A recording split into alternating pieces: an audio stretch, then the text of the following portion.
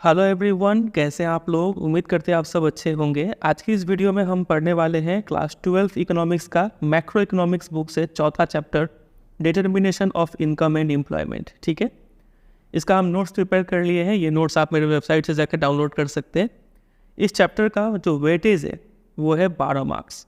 ठीक है, बहुत ही इंपॉर्टेंट चैप्टर है और काफ़ी लेंदी चैप्टर है, लेकिन हम इसको नोट्स काफ़ी एक कॉम्प्रिहेंसिव तरीके से बनाए हैं ताकि कम मेहनत में ज़्यादा अच्छा से तैयारी हो जाए आपका। ठीक है, कोई अननेसेसरी बात यहाँ पे लिखा हुआ नहीं है, सारा चीज़ काम का बात है और इससे आपका पूरा चैप्टर इजीली कवर हो जाएगा। ठीक है, ये नोट्स आप मेरे वेबसाइट से जाकर डाउनलोड कर सकते हैं। अभी इसको अच्छे से समझते हैं। देखिए, चैप्टर का स्टार्टिंग में हमें ये दो टर्म समझना पड़ेगा। एक है एक्स एंटी और दूसरा होता है एक्स पोस्ट। एक्स एंटी का मतलब किसी भी वेरिएबल का प्लान्ड वैल्यू, किसी भी चीज़ का प्लान्ड वैल्यू को बोलते हैं एक्स एंटी। फॉर एग्जाम्पल, अगर आप ये प्लान कर लेते हैं कि इस साल में आप 100 रुपये का चीज़ कंज्यूम करेंगे, आपने क्या सही में एक्चुअली में कंज्यूम किया है कि नहीं, तो वो तो फ्यूचर बताएगा। अभी आपने सिर्फ प्लानिंग किया है, तो ये 100 रुपये क्या हो जाएगा आपका प्लान्ड एक्सपेंडिचर, मतलब एक्स एंटी एक्सपेंडिचर हो जाएगा। समझे। और मान लीजिए 100 रुपये में से आपने सिर्फ 70 रुपये ही खर्च किया, तो एक्चुअली में आपने 70 रुपये खर्च किया, तो एक्चुअल वैल्यू को क्या बोलते हैं x post value, actual value of a variable. बात अगर यही समझ रहे हैं। अब इसको इकोनॉमिक्स के एग्जांपल से समझते हैं। मान लीजिए कि कोई एक प्रोड्यूसर है, ठीक है, वो ये प्लान करती है कि वो इस साल 100 रुपये का इन्वेस्टमेंट करेगी। ठीक है, अपने फॉर्म में 100 रुपये का इन्वेस्टमेंट इस तरीके से करेगी कि वो अपने जो स्टॉक है, स्टॉक को क्या बोलते हैं इन्वेंट्री, इन्वेंट्री में 100 रुपये का एडिशन करेगी। ठीक है, ऐसा वो प्लान करती है। मतलब उसका एक्स एंटे इन्वेस्टमेंट कितना है 100 रुपया। समझे कि नहीं। लेकिन मान लीजिए कि उस साल क्या होता है कि डिमांड बढ़ने का वजह से डिमांड बढ़ जाता है और डिमांड बढ़ने का वजह से काफ़ी ज़्यादा सेल हो जाता है, तो 100 रुपये का जगह वो सिर्फ 70 रुपये का स्टॉक ही अपने इन्वेंट्री में ऐड कर पाती है। तो एक्चुअल इन्वेस्टमेंट या फिर बोल सकते हैं एक्स पोस्ट इन्वेस्टमेंट कितना है, तो 70 रुपये है। बात अगर समझ रहे कि नहीं। एक्स एंटी इन्वेस्टमेंट कितना है, तो 100 रुपये है। तो ये दो टर्म ऐसे ही चलता है। उसी तरीके से सेविंग्स पे भी बात कर सकते हैं। जितना आप प्लान कर रहे हैं उसको बोलेंगे एक्स एंटी सेविंग, और जितना आप एक्चुअली में सेव कर पाते हैं उसको बोलते हैं एक्स पोस्ट सेविंग। दोनों का डिफरेंस समझ गए। मेन वर्ड यही है, प्लान्ड और एक्चुअल। ठीक है, चलिए। तो इस चैप्टर में हम लोग जो भी वेरिएबल, जो भी टर्म समझेंगे, एग्रीगेट डिमांड हो, एग्रीगेट सप्लाई हो, कंजम्पशन एक्सपेंडिचर, इन्वेस्टमेंट, ठीक है, ये सारा चीज़ एक्स एंटी होगा। प्लान्ड वैल्यू के ऊपर हम लोग काम कर रहे होंगे। अब आप सोचेंगे हम लोग एक्चुअल वैल्यू के बारे में कब पढ़ेंगे, तो एक्चुअल वैल्यू के बारे में हमने ऑलरेडी पढ़ लिया है नेशनल इनकम वाले चैप्टर में। उसमें हमने जो भी वेरिएबल देखा था वो सब एक्स पोस्ट वैल्यू था। समझे। इस चैप्टर में हम डील कर रहे हैं एक्स एंटी वैल्यू से। समझे कि नहीं। चलिए, और आगे बढ़ने से पहले ये चैप्टर आपको पढ़ना पड़ रहा है इनके वजह से, जॉन मेनार्ड केन्स। इस चैप्टर में जो भी मॉडल यूज़ किया जाएगा, ठीक है, वो इनके द्वारा दिए गए थ्योरी पे बेस्ड है। इनका नाम याद रखिएगा, जॉन मेनार्ड केन्स। बहुत ही फेमस नाम है इकोनॉमिक्स की दुनिया में। ठीक है, इनका चेहरा भी याद रखिए। चलिए स्टार्ट करते हैं। इस चैप्टर का सबसे पहला कॉन्सेप्ट जो कि है एग्रीगेट डिमांड। पहले हमें डिमांड पढ़ना है, फिर हम क्या पढ़ेंगे, सप्लाई पढ़ेंगे, फिर दोनों को इक्वल टू कर देंगे तो हमें इक्विलिब्रियम वाला चीज़ पढ़ने को मिल जाएगा। इक्विलिब्रियम पढ़ेंगे, उसके बाद मल्टीप्लायर पढ़ेंगे, और उसके बाद एक्सेस डिमांड, डिफिशिएंट डिमांड, और चैप्टर ख़त्म। ठीक है, यही मोटा मोटा चीज़ हमें इस चैप्टर में पढ़ना है। देखिए, सबसे पहले एग्रीगेट डिमांड समझते हैं, और ये मतलब जो भी टर्म यहाँ पे है वो सब एक्स एंटी वैल्यू है। ठीक है, तो aggregate demand means the total demand for final goods in an economy. किसी भी इकोनॉमी या फिर किसी भी कंट्री में फाइनल गुड्स के लिए जो टोटल डिमांड हो रहा है, वो डिमांड हाउस होल्ड सेक्टर से आए या फिर फॉर्म सेक्टर से आए या फिर गवर्नमेंट से आए या फिर external rest of the world से आए। ठीक है, कहीं से भी आए, वो सारा डिमांड को अगर हम जोड़े तो उसको क्या बोलते हैं, एग्रीगेटेड डिमांड, एग्रीगेट डिमांड। ठीक है, it also means aggregate expenditure on final goods in an economy. Simple सा बात है। चलिए अब बात करते हैं कंपोनेंट्स ऑफ एग्रीगेट डिमांड। इसको सिर्फ समझ के छोड़ दीजिए। ऐसा नहीं कि एग्जाम में आपसे पूछेंगे कि डिफाइन एग्रीगेट डिमांड, इस टाइप का क्वेश्चन पहले आता था, अब नहीं आएगा इतना ईजी क्वेश्चन। ठीक है, आगे आपको बताएंगे कैसे कैसे क्वेश्चन बन सकता है, सिर्फ समझते चलिए। कंपोनेंट्स ऑफ एग्रीगेट डिमांड, क्या क्या चीज़ से मिलकर एग्रीगेट डिमांड बनता है। तो वही 4 चीज़ से मिलकर बनता है। एक हो गया demand for goods and services for private consumption, जो हाउस होल्ड सेक्टर है वो लोग गुड्स एंड सर्विसेज के लिए जो डिमांड है उनका डिमांड, जिसको सी से रिप्रेजेंट कर रहे हैं, ठीक है। Plus demand for private investment, जो भी फॉर्म सेक्टर है, ठीक है, वो लोग इन्वेस्टमेंट के लिए जो भी गुड्स खरीद रहे हैं, डिमांड कर रहे हैं, उसको आई से डिनोट कर रहे हैं, ठीक है। तो हाउस होल्ड सेक्टर का डिमांड प्लस इन्वेस्टमेंट मतलब फॉर्म सेक्टर का डिमांड, प्लस तीसरा है demand for goods and services by the government, government को भी कुछ गुड्स एंड सर्विसेज चाहिए होगा, उनका डिमांड, प्लस नेट एक्सपोर्ट, दूसरे जो कंट्रीज है वर्ल्ड के उनको भी कुछ गुड्स एंड सर्विसेज चाहिए होगा, उनका डिमांड जो हम एक्सपोर्ट कर रहे हैं, ठीक है। ये सारा चीज़ मिलके C plus I plus G plus net export, मतलब कुछ हम मंगवा भी तो रहे हैं, तो एक्सपोर्ट में से इंपोर्ट अगर माइनस करते हैं तो हमें नेट एक्सपोर्ट मिलता है, ठीक है। तो X माइनस M ये हो गया नेट एक्सपोर्ट। इन चारों ही कंपोनेंट को ऐड करेंगे तो हमें मिल जाएगा एग्रीगेट डिमांड। बात अगर नहीं समझ रहे हैं कि नहीं, चारों को याद कैसे करेंगे? ये हाउस होल्ड सेक्टर का डिमांड है, ये फॉर्म सेक्टर का डिमांड है, ये तो गवर्नमेंट का डिमांड है, और ये एक्सपोर्ट है, नेट एक्सपोर्ट, ठीक है यहाँ तक। अब आप सोच रहे होंगे कि हमें ये चारों के बारे में पढ़ना पड़ेगा, इतना टफ कैसे करेंगे? तो यही चीज़ देख के CBSE ने आपके लिए यहाँ पे चीज़ों को आसान कर दिया है। CBSE वालों ने कहा कि चलिए आप ये दो को छोड़ दीजिए, आप सिर्फ यही दो कंपोनेंट स्टडी कर लीजिए, ठीक है। तो चूंकि हम ये डिटर्मिनेशन ऑफ इनकम, ये जो चैप्टर का नाम है, इसमें हम इनकम डिटरमाइन करेंगे और क्लोज्ड इकोनॉमी के रेफरेंस में बात करेंगे। क्लोज्ड इकोनॉमी बोलने का मतलब है ये इकोनॉमी कंट्री का किसी भी दूसरे कंट्री से कोई लेना देना नहीं है, ठीक है, और प्लस इसमें कोई गवर्नमेंट भी नहीं है। तो गवर्नमेंट वाला कंपोनेंट और एक्सपोर्ट वाला कंपोनेंट खत्म हो गया, ठीक है।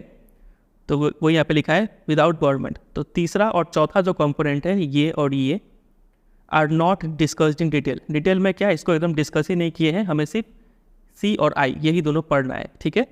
सिर्फ दो ही सेक्टर है यहाँ पे, एक है हाउस होल्ड्स और दूसरे है फॉर्म्स।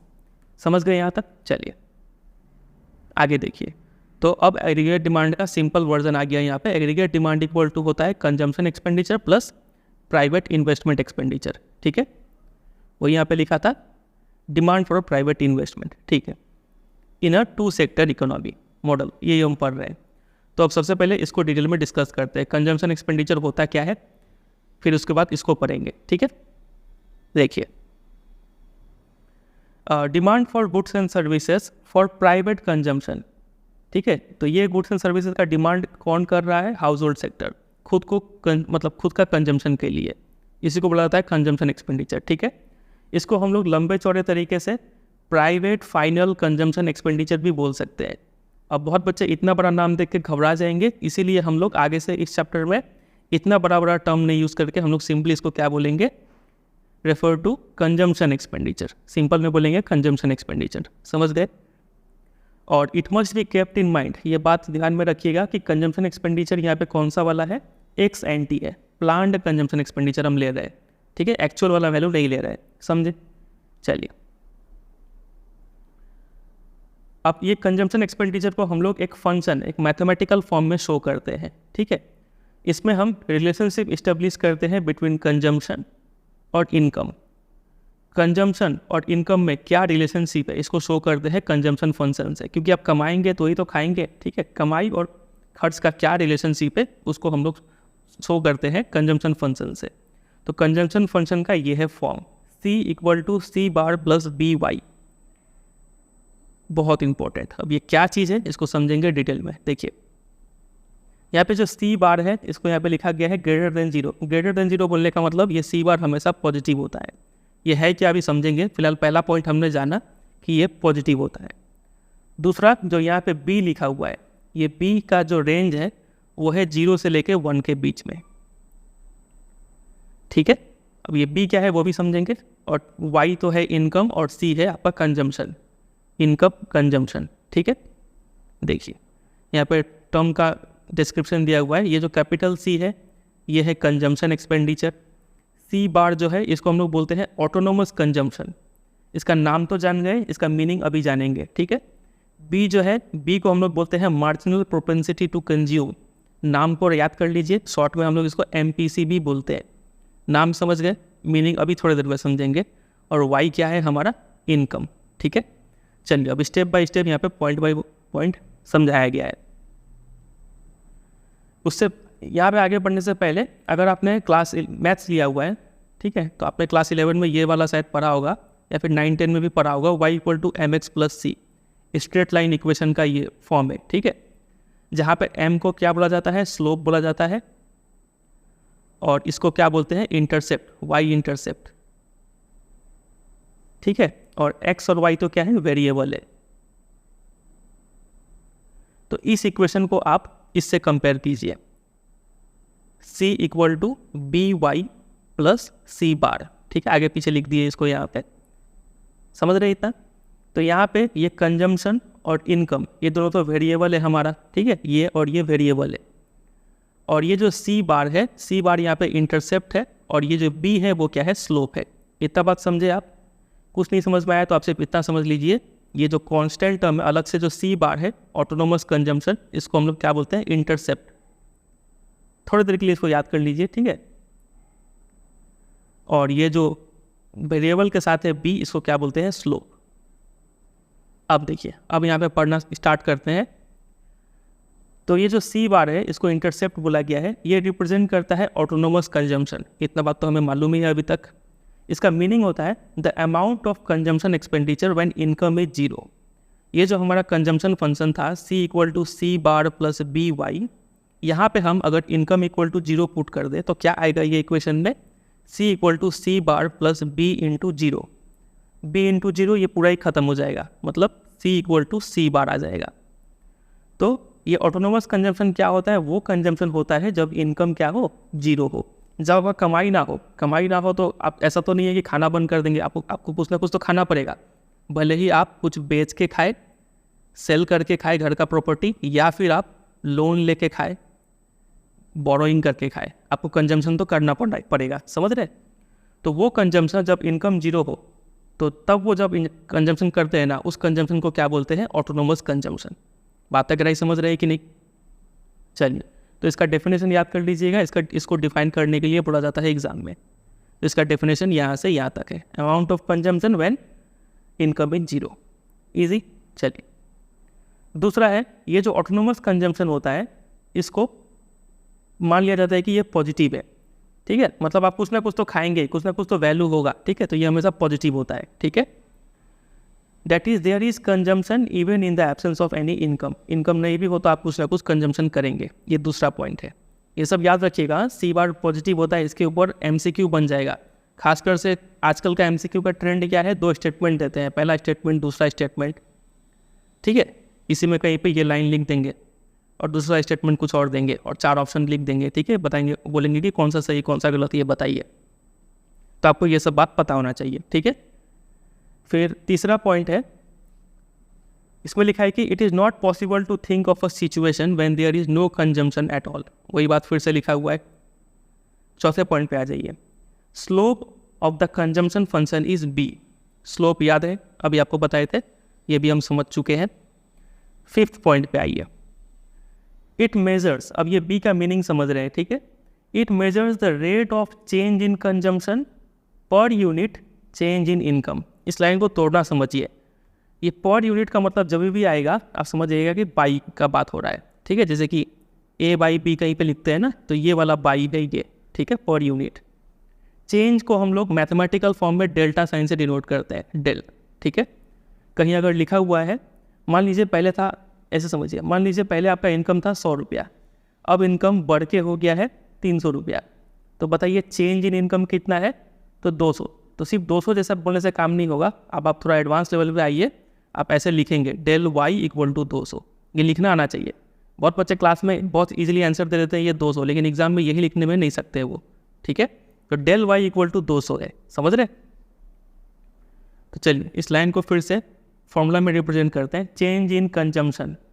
इसको कैसे डिनोट करेंगे, तो चेंज के लिए हो गया डेल, कंजम्पशन का हो गया c, पर यूनिट का मतलब ये y, ठीक है।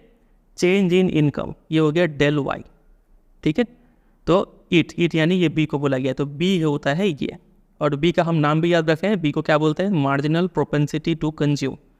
तो MPC का फॉर्मूला ये होता है कि इनकम के चेंज होने से कितना कंजम्पशन चेंज होता है, इस रेट को ये मेजर करता है MPC, समझे कि नहीं। And is also known as marginal propensity to consume MPC। समझ गए इस लाइन से? तो जो बात अभी हम आपको समझाए यहाँ पे, वही अगले पॉइंट में यहाँ पे लिखा है कि मार्जिनल प्रोपेंसिटी टू कंज्यूम, इसका डेफिनेशन है it is the change in consumption per unit change in income. समझ गए? It is denoted by B, small letter B से इसको डिनोट करते हैं। एंड इज इक्वल, इसका फॉर्मूला होता है ये del C by del Y, याद रहेगा आपको। चलिए अब इसका मीनिंग को इंटरप्रेट करते हैं। अगर कहीं पे बोला गया है कि बी का वैल्यू है 0.6, तो इससे आप क्या समझेंगे? कोई अगर आपको बोल रहा है बी यानी MBC ये होता है 0.6, अगर कोई बोल रहा है तो इसका मीनिंग क्या है? तो इसका मीनिंग ये है कि अगर आपका इनकम 1 रुपये चेंज हो रहा है, ठीक है, तो आप कंजम्पशन कितना चेंज करेंगे? मतलब अगर आपका इनकम 1 रुपया अगर बढ़ जा रहा है तो कंजम्पशन आप कितना बढ़ाएंगे? चूँकि B इक्वल टू 0.6 है तो आपका कंजम्पशन बढ़ेगा 0.6 पैसा से। समझ रहे? यही इसका मीनिंग है। तो इस लाइन को आप अच्छे से समझ लेंगे, ठीक है। इसको डिस्क्राइब करने के लिए भी बोल सकते हैं एग्जाम में, हर 1 रुपये चेंज के लिए इतना रुपया आप कंजम्पशन बढ़ाएंगे। अब ये देखिए, बाई एजम्पशन हम ये मान लेते हैं कि MPC पॉजिटिव होता है, ठीक है। ये B का वैल्यू जो है पॉजिटिव होता है और रेंजेस बिटवीन 0 to 1। ऊपर में भी यहाँ पे लिखा हुआ था कि B का जो वैल्यू है वो 0 से लेके 1 का बीच में ही होता है। उसी तरीके से फिर यहाँ पे MCQ बन सकता है। आपको 2 स्टेटमेंट देंगे, स्टेटमेंट 1 में लिख देंगे कि B इक्वल टू 2 और स्टेटमेंट 2 में कुछ और लिख देंगे, ठीक है, कि C बार जो है वो लेस देन 0 होता है। 4 ऑप्शन देंगे A, B, C और D, ठीक है। तो कौन सा यहाँ पे, ये क्या सही स्टेटमेंट है बताइए? B इक्वल टू 2, तो ये तो गलत स्टेटमेंट है क्योंकि B का जो वैल्यू है वो 0 से 1 के बीच में ही होता है। 0.1 हो जाए, 0.2, 0.3, जो भी 0.999 हो जाए सब चलेगा, लेकिन 1 के पार नहीं जाना चाहिए, ठीक है। और 1 के इक्वल भी नहीं, यहाँ पे इक्वल टू का साइन नहीं है, समझ रहे हैं? तो B जो है वो 1 भी नहीं हो सकता है और 0 भी नहीं हो सकता है, ठीक है। 0 से 1 के बीच में होगा। तो पहला स्टेटमेंट तो गलत है। दूसरा स्टेटमेंट बताइए सही है कि नहीं? ऑटोनोमस जो इन्वेस्टमेंट है वो autonomous consumption expenditure less than 0 बोला गया है। जब इनकम नहीं हो तो आप नहीं खाएंगे बोला गया है, तो ऐसा तो नहीं होगा, ये गलत है। ये हमेशा ग्रेटर देन 0 होता है। तो बोथ स्टेटमेंट आर रॉन्ग, समझे? तो इस टाइप से क्वेश्चन आता है। ये सारा इंपॉर्टेंट क्वेश्चन आंसर आपको मेरे वेबसाइट पे मिल जाएगा, ठीक है। वहाँ से जाके एक बार देख लीजिएगा। अभी आप पहले चैप्टर को समझिए। यहाँ पे वही लिखा है कि this means that consumption increases with income but a rupee increase in income causes less than a rupee increase of B in consumption. यहाँ पे बोला गया है MPC हम पॉजिटिव ले रहे हैं, मतलब B का जो वैल्यू है वो 0 से 1 के बीच में है। इसका मतलब क्या है कि इनकम अगर आपका बढ़ रहा है, ठीक है, तो आपका कंजम्पशन भी बढ़ेगा।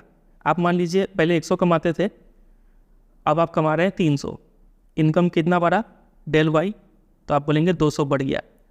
आप पहले खाते थे मान लीजिए 80 kg, 80 रुपये का सामान खाते थे, अब आपका इनकम 200 रुपया बढ़ गया, तो आप क्या 200 रुपया ही कंजम्पशन बढ़ा देंगे क्या?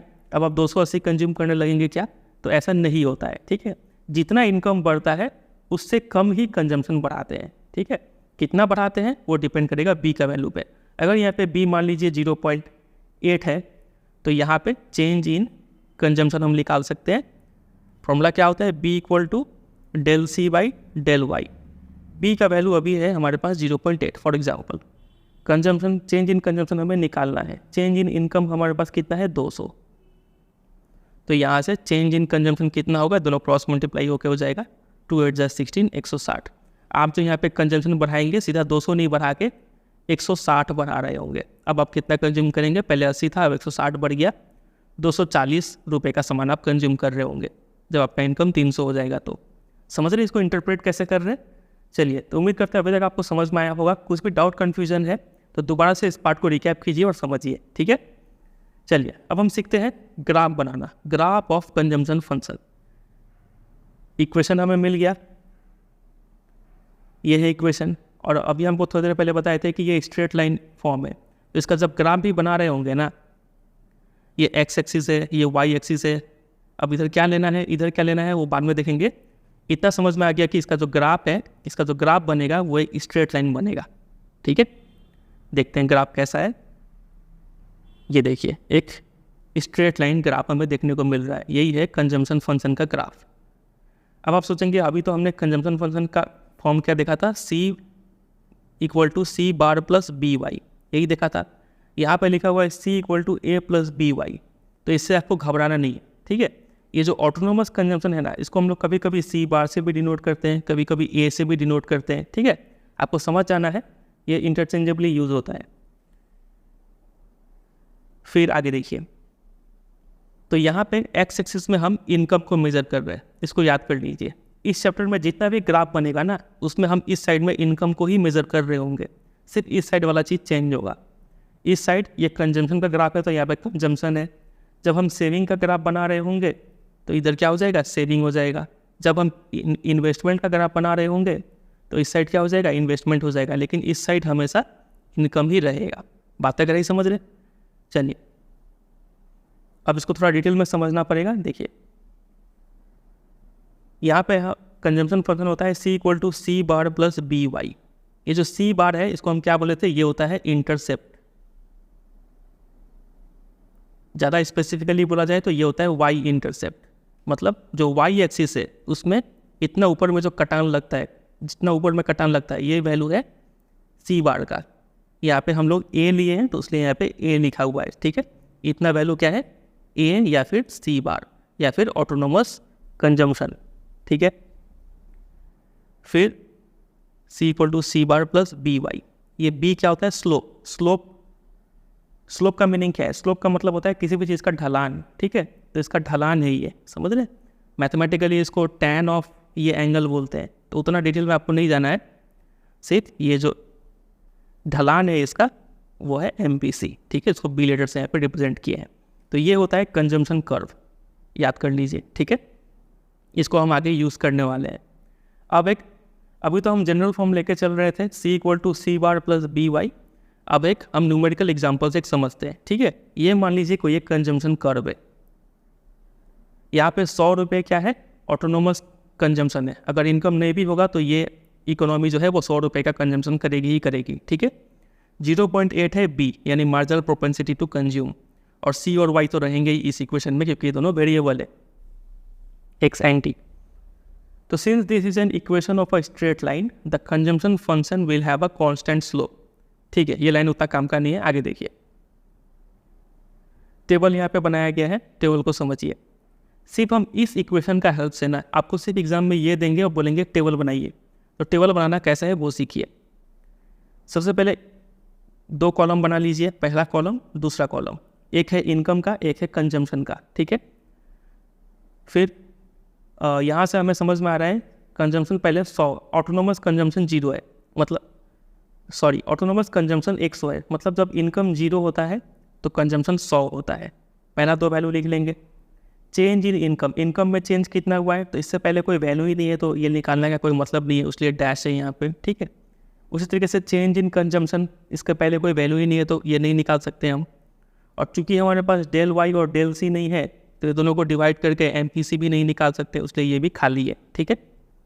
आप आ जाइए दूसरे पे। मान लीजिए अब इनकम 0 था, अब बढ़ के ये 100 हो गया, ठीक है। इनकम बढ़ा तो ये कंजम्पशन कितना बढ़ेगा, तो आप इससे निकाल सकते हैं 0.8 इंटू वाई 100, तो ये 80 बढ़ गया, मतलब पहले था 100 और 80 बढ़ गया तो मतलब 180 हो गया। इतना कॉम्प्लिकेट करके नहीं समझना चाहते हैं तो इसको सिंपल में समझिए। जब इनकम 100 हो गया तो यहाँ पे y का वैल्यू 100 डाल दीजिए और c निकालिए, तो 100 प्लस 0.8 इंटू 100, ये कितना हो गया 180, ठीक है। तो वही 180 यहाँ पे लिखा हुआ है। चेंज इन इनकम, इनकम में कितना चेंज हुआ, तो 0 से 100 हो गया, 100 चेंज हुआ। चेंज इन कंजम्पशन पे निकाल सकते हैं, 100 से 180 हुआ तो चेंज हो गया 80। अब हम marginal propensity to consume MPC भी निकाल देंगे, del C by del Y, यानी 80/100 करके 0.8। ये आप निकाल भी सकते हैं या फिर सिंपली हमें यहाँ से भी पता है कि MPC कितना है 0.8, तो वो सब में 0.8 ही आएगा, समझ रहे। फिर अगले में इनकम 100 और बढ़ गया, कंजम्पशन अब इनकम 200 है तो यहाँ पर 200 डाल दीजिए, 100 प्लस 0.8 इंटू 200, इसको सॉल्व करेंगे तो इतना ही आएगा 260। वो 260 यहाँ पे चेंज कितना हुआ, इनकम 100 ही चेंज हुआ, कंजम्पशन कितना चेंज हुआ, तो 180 से 60 हो गया तो 80 चेंज हुआ, ठीक है। और ये 0.8। तो इस तरीके से हम पूरा टेबल 10 वैल्यू यहाँ पे एंट्री किया हुआ है, 10 11 है, ठीक है। इस तरीके से पूरा टेबल बना सकते हैं। और एक बार टेबल बन गया तो हम इसका फिर से ग्राफ भी बना सकते हैं। फिर से ये देखिए, छोटा करते हैं थोड़ा। ये है एक कंजम्पशन कर्व उस एग्जाम्पल का, C = 100 + 0.8y। इस कंजम्पशन कर्व फंक्शन का ये कर्व है, ठीक है। अब अभी आप बोलेंगे अभी हमने कंजम्पशन कर्व देखा था, वो किस फॉर्म में होता है, कुछ इस तरीके से होता है कि नहीं। इतना ऊपर से स्टार्ट होता है, ये वैल्यू होता है ऑटोनोमस कंजम्पशन का, समझे। इस साइड हम देते हैं हमेशा इनकम, और चूंकि ये कंजम्पशन कर्व है तो इस साइड कंजम्पशन देते हैं। तो यहाँ पे इनकम है, ठीक है, यहाँ पे कंजम्पशन है, ये भी अच्छा बात है। यहाँ तो एक ही लाइन था, यहाँ पे 2 लाइन क्यों आ गया, कहाँ से। तो अभी के लिए आप इस वाले लाइन को इग्नोर कर दीजिए, ठीक है। ये लाइन बिना काम का है अभी के लिए। आपका नज़र सिर्फ इस पे होना चाहिए, ये लाइन पे। ये है कंजम्पशन कर्व। चेक कर लीजिए सब ठीक ठाक है कि नहीं। ऊपर से स्टार्ट हुआ है, 100 रुपये का ऑटोनोमस कंजम्पशन है, ठीक है। और ये स्ट्रेट लाइन है, तो सही बात है, 0.8, समझे। अब देखिए, आप यहाँ पे ये जो एक्स्ट्रा लाइन था इसको समझेंगे, ठीक है। तो इस फिगर में आप जो ये लाइन देख रहे हैं बीचों बीच जो बनाया गया है, इसको अगर आप गौर से देखें तो आप पाएंगे यहाँ पे लिखा हुआ है 45 डिग्री, है कि नहीं। अगर हम आपसे पूछे कि ये पूरा एंगल कितना होता है तो आप बोलेंगे ये 90 डिग्री है, और ये 45 डिग्री इसका आधा पे बना हुआ है, ठीक है। इसीलिए इस लाइन को क्या हम लोग बोलते हैं, 45 डिग्री लाइन बोलते हैं। ये बहुत इंपॉर्टेंट लाइन है एक चैप्टर में। 45 डिग्री लाइन का खास बात क्या होता है वो यहाँ पे लिखा हुआ है, देखिए। ये है कंजम्पशन कर्व का डायग्राम, ठीक है। तो इस फिगर को समझने के लिए हम क्या करते हैं, 45 डिग्री लाइन का यूज़ करते हैं। सबसे पहला इसका इंपॉर्टेंस हमें समझ में आया कि ये 45 डिग्री लाइन किसी भी फिगर को समझने में हेल्प करता है, ठीक है। Since the vertical and horizontal axis have the same scale, the 45 degree line has the property that at any point on it the distance up from the horizontal axis exactly equals the distance from the vertical axis। देखिए, बोला जा रहा है कि ये जो diagram है, graph है, इसमें x एक्सिस और y एक्सिस दोनों का स्केल सेम है। स्केल सेम बोलने का मतलब क्या है, यहाँ पे भी 1 सेंटीमीटर 100 यूनिट रिप्रेजेंट कर रहा है, यहाँ पे भी 1 सेंटीमीटर, मतलब 100 का गैप है कि नहीं। तो इसी को बोलते हैं सेम स्केल है दोनों का, ठीक है। तो आप कोई भी पॉइंट ले लीजिए, फॉर एग्जांपल ये पॉइंट 45 डिग्री लाइन पे, तो इस पॉइंट का खास बात क्या होगा कि यहाँ से वर्टिकल एक्सिस का दूरी और यहाँ से हॉरिजॉन्टल एक्सिस का दूरी सेम होगा। फॉर एग्जांपल अगर ये मान लीजिए 800 होता तो ये भी कितना होगा, 800 होगा, समझे कि नहीं। यही खास बात होता है 45 डिग्री लाइन का, वही बात यहाँ पे लिखा है। तो 45 डिग्री लाइन पे क्या होता है, कंजम्पशन एक्सपेंडिचर जो है ना, ये एग्जैक्टली इक्वल होता है इनकम में, क्योंकि यहाँ पे हम 2 साइड में क्या लिए हैं, ये सब हमारा इनकम है और इस साइड ये सब क्या है, कंजम्पशन एक्सपेंडिचर। तो 45 डिग्री लाइन पे किसी भी पॉइंट पे जो कंजम्पशन एक्सपेंडिचर है और इनकम होता है वो दोनों इक्वल होता है, ठीक है। चलिए, अभी इस बात का इंपॉर्टेंस आपको पता चलेगा।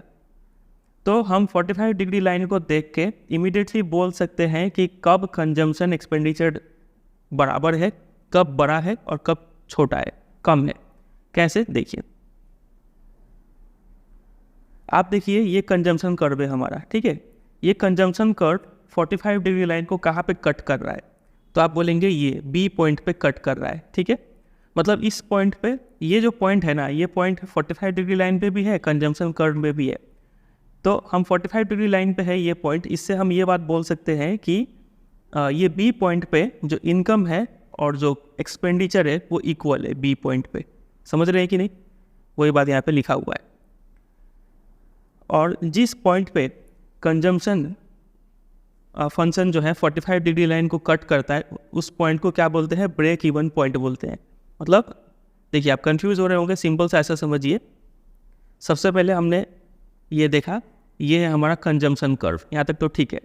इसको अच्छे से समझने के लिए हम क्या करते हैं, एक 45 डिग्री लाइन ड्रॉ कर लेते हैं। इस 45 डिग्री लाइन का खास बात ये होता है कि इसका हर एक पॉइंट पे कंजम्पशन और इनकम इक्वल होते हैं, ठीक है।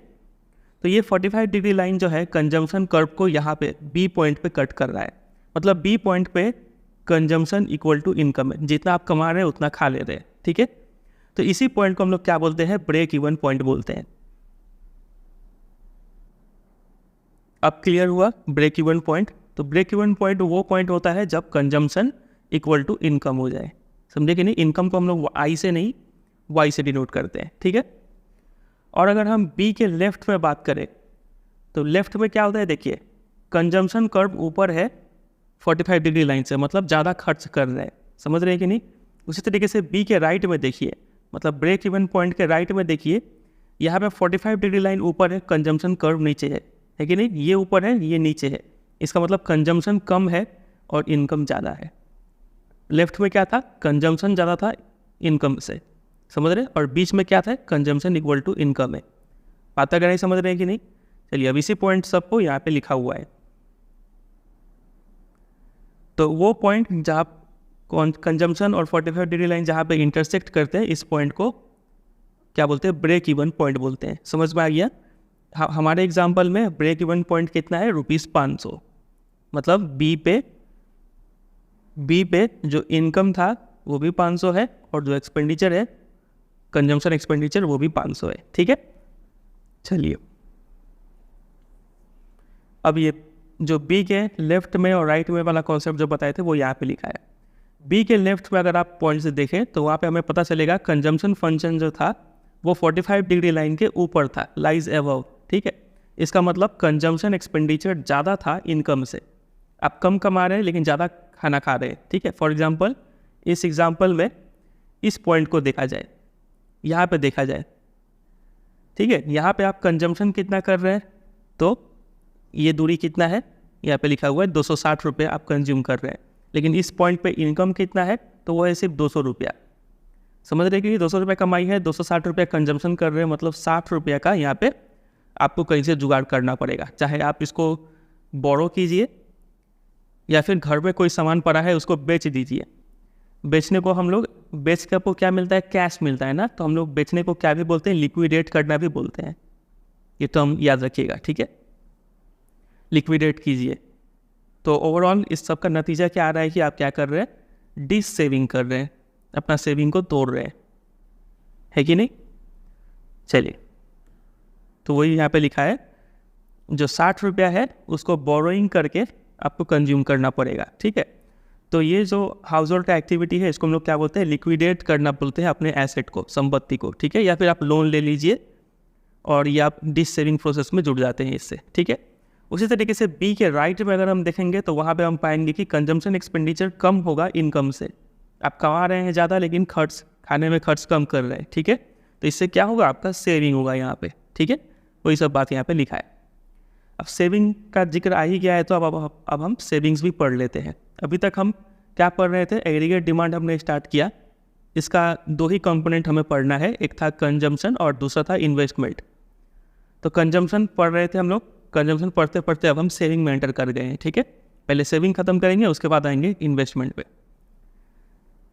सेविंग क्या होता है, तो इनकम का वो पार्ट जो हम कंज्यूम नहीं करते हैं उसको क्या बोलते हैं, सेविंग बोलते हैं। मतलब जो भी आप इनकम है उसको तो आप क्या तो कंज्यूम करेंगे नहीं तो सेव करेंगे, यही 2 में से एक करना पड़ेगा, ठीक है। तो यहाँ से अगर हम सेविंग निकालें तो क्या होगा, इनकम माइनस कंजम्पशन, ठीक है। वो बात यहाँ पे लिखा हुआ है। कंजम्पशन फंक्शन हमने पढ़ रखा है, क्या होता है consumption function, autonomous consumption plus MPC into Y, यही होता है कंजम्पशन फंक्शन।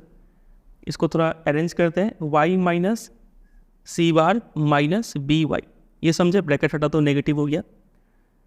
अब ये y वाला टर्म को एक साथ लिखते हैं यहाँ पे। पहले ये जो कांस्टेंट टर्म है इसको आगे कर दीजिए, माइनस सी बार यहाँ पे आ गया, प्लस ये वाला y को यहाँ पे लिखते हैं और माइनस बी वाई ये यहाँ पे आया। तो माइनस सी बार प्लस यहाँ से y कॉमन लेंगे तो क्या बचेगा, 1 माइनस बी वाई, ठीक है। तो कुछ इस टाइप का आएगा सेविंग फंक्शन, समझे। तो यहाँ पे जो इंटरसेप्ट है इसको भी y equal to mx plus C से कंपेयर कीजिए।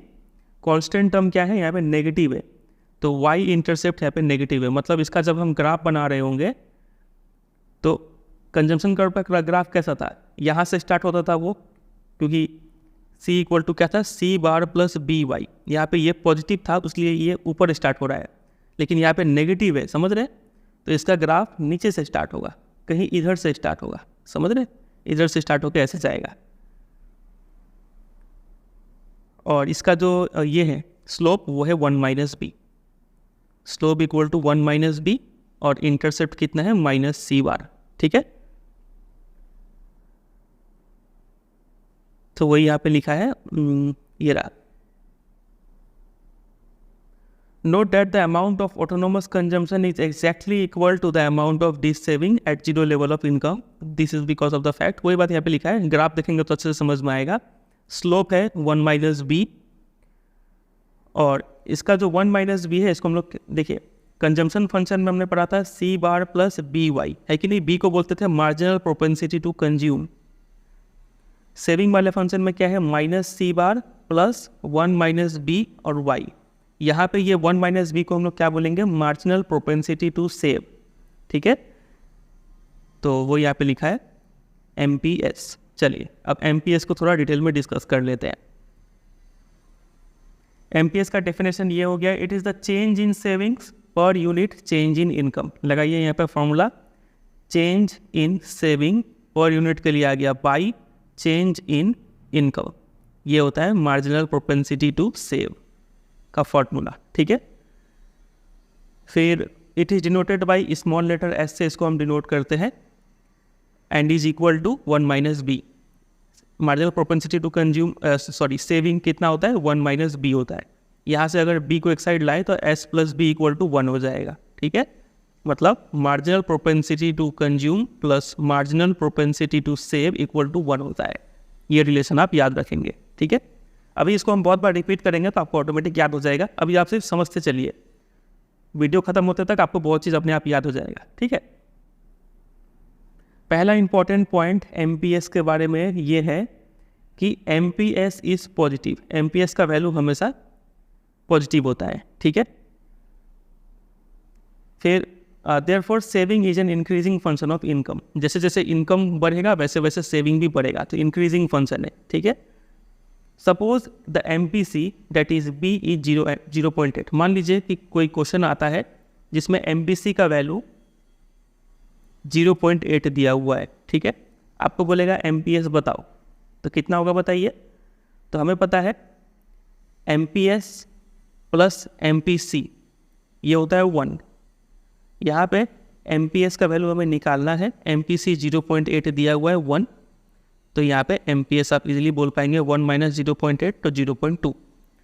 या फिर सिंपली आप ये भी ट्रिक डायरेक्ट दिमाग में रखिए कि जब भी आपको MPS दिया है, कुछ भी दिया है 0.5 मान लीजिए, MPC निकालना है तो 1 में से घटा के निकाल दीजिए, 1 में से ये सब्ट्रैक्ट कर देंगे, ठीक है, तो 0.5 आ जाएगा। उसी तरीके से कभी MPC दिया है 0.6, बोलेगा MPS निकालो तो सीधा 1 से माइनस कीजिए, इसको कितना आएगा 0.4। समझ रहे। चलिए और ये रिलेशन यहाँ पे भी लिखा हुआ है तो इसको आप याद रखेंगे, ठीक है। अब हम ग्राफ बनाना सीखते हैं, ग्राफ ऑफ कंजम्पशन फंक्शन। यहाँ पे मिस्टेक हो गया, यहाँ पे होगा सेविंग फंक्शन, ये सेविंग का ग्राफ है, ठीक है। सेविंग फंक्शन हमने क्या देखा था, S इक्वल टू होता है minus C bar plus 1 minus B और यहाँ पे होता है y। ये आपको बता दिए नेगेटिव इंटरसेप्ट है, तो इसलिए देखिए ओरिजिन के नीचे से स्टार्ट हो रहा है कि नहीं, माइनस A यानी माइनस सी बार, ठीक है। यहाँ से स्टार्ट हो रहा है और यहाँ पे जा रहा है। यहीं पे कट क्यों कर रहा है, क्योंकि देखिए आप ऐसे समझिए, ये ओरिजिन है, इधर हम इनकम मेजर कर रहे हैं, इधर कंजम्पशन या फिर सेविंग मेजर कर रहे हैं, ठीक है। कोई बोला आपको कंजम्पशन कर्व बनाओ तो यहाँ पे आप इजीली बना दिए, ये रहा कंजम्पशन कर्व, ठीक है, सी बार प्लस बी वाई।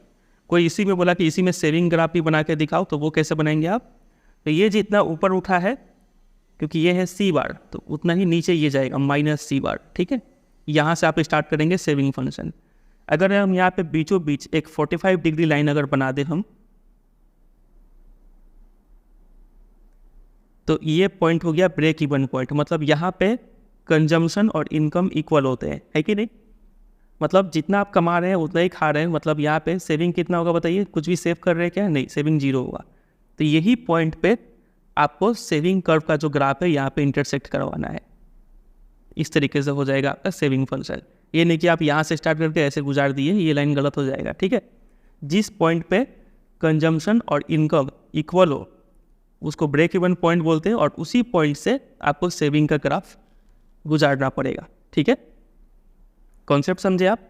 तो यहाँ पे हमारा इसी ग्राफ में सिर्फ सेविंग बनाया हुआ है, तो ऐसे करके हम यहाँ पे बना दिए। ठीक है, अब यहाँ पे तो यही होगा ब्रेक इवन पॉइंट मान लेते हैं, मतलब यहाँ पे। ठीक है, चलिए अब एक न्यूमेरिकल एग्जांपल से समझते हैं कैसे ये सब काम करता है। हमने पहले कंजम्पशन फंक्शन का एक एग्जांपल लिया था 100 + 0.8y। जैसे ही आपको कंजम्पशन फंक्शन मिल गया तो आप आराम से सेविंग निकाल सकते हैं। एक बात याद रखिएगा, एग्जाम में जब भी आपको क्वेश्चन दिखे कंजम्पशन का बारे में डेटा दिया हुआ है तो आप इजीली सेविंग का सारा डेटा निकाल सकते हैं। ठीक है, उसी तरीके से अगर आपको सेविंग का कुछ दिया है तो आराम से सारा चीज़ कंजम्पशन का निकाल सकते हैं। ठीक है, तो देखिए यहाँ पे कंजम्पशन दिया है तो सेविंग निकाल लेते हैं। इनकम माइनस कंजम्पशन, इनकम को इनकम ही रहने दिए, कंजम्पशन के जगह पे ये पूरा पुट कर दिए यहाँ पे। ब्रैकेट हटाए, नेगेटिव नेगेटिव हो गया, वाई टर्म्स को सॉल्व किए तो 0.2y, और ये कांस्टेंट टर्म -100 यहाँ पे है। ठीक है, अब अगला कॉन्सेप्ट है कंजम्पशन सेविंग्स रिलेशनशिप। देखिए दोनों में क्या रिश्ता है, तो वही टेबल हम यहाँ पे फिर से दोहरा रहे हैं। ऊपर जो टेबल देखे थे, इनकम ये रहा, कंजम्पशन ये रहा, चेंज इन इनकम यहाँ से देख के लिख दिए, चेंज इन कंजम्पशन यहाँ से देख देख के लिख दिए। ठीक है, एमपीसी निकालना पहले ही सिखा चुके हैं। अब हम नया चीज़ इंट्रोड्यूस कर रहे हैं, सेविंग। यहाँ से देखिए तो सेविंग क्या होगा, इनकम माइनस कंजम्पशन, 0 - 100 तो -100। ठीक है, 100 - 180 तो -80। इस तरीके से पूरा सेविंग का कॉलम फिल हो जाएगा। ठीक है, चेंज इन सेविंग, तो इस दोनों को डिफरेंस निकाल लीजिए तो 20। समझ रहे? चेंज क्या होता है, हमेशा चेंज निकालते हैं तो फाइनल माइनस इनिशियल करते हैं। तो यहाँ पे फाइनल कितना है, -80, माइनस इनिशियल कितना था पहले, -100।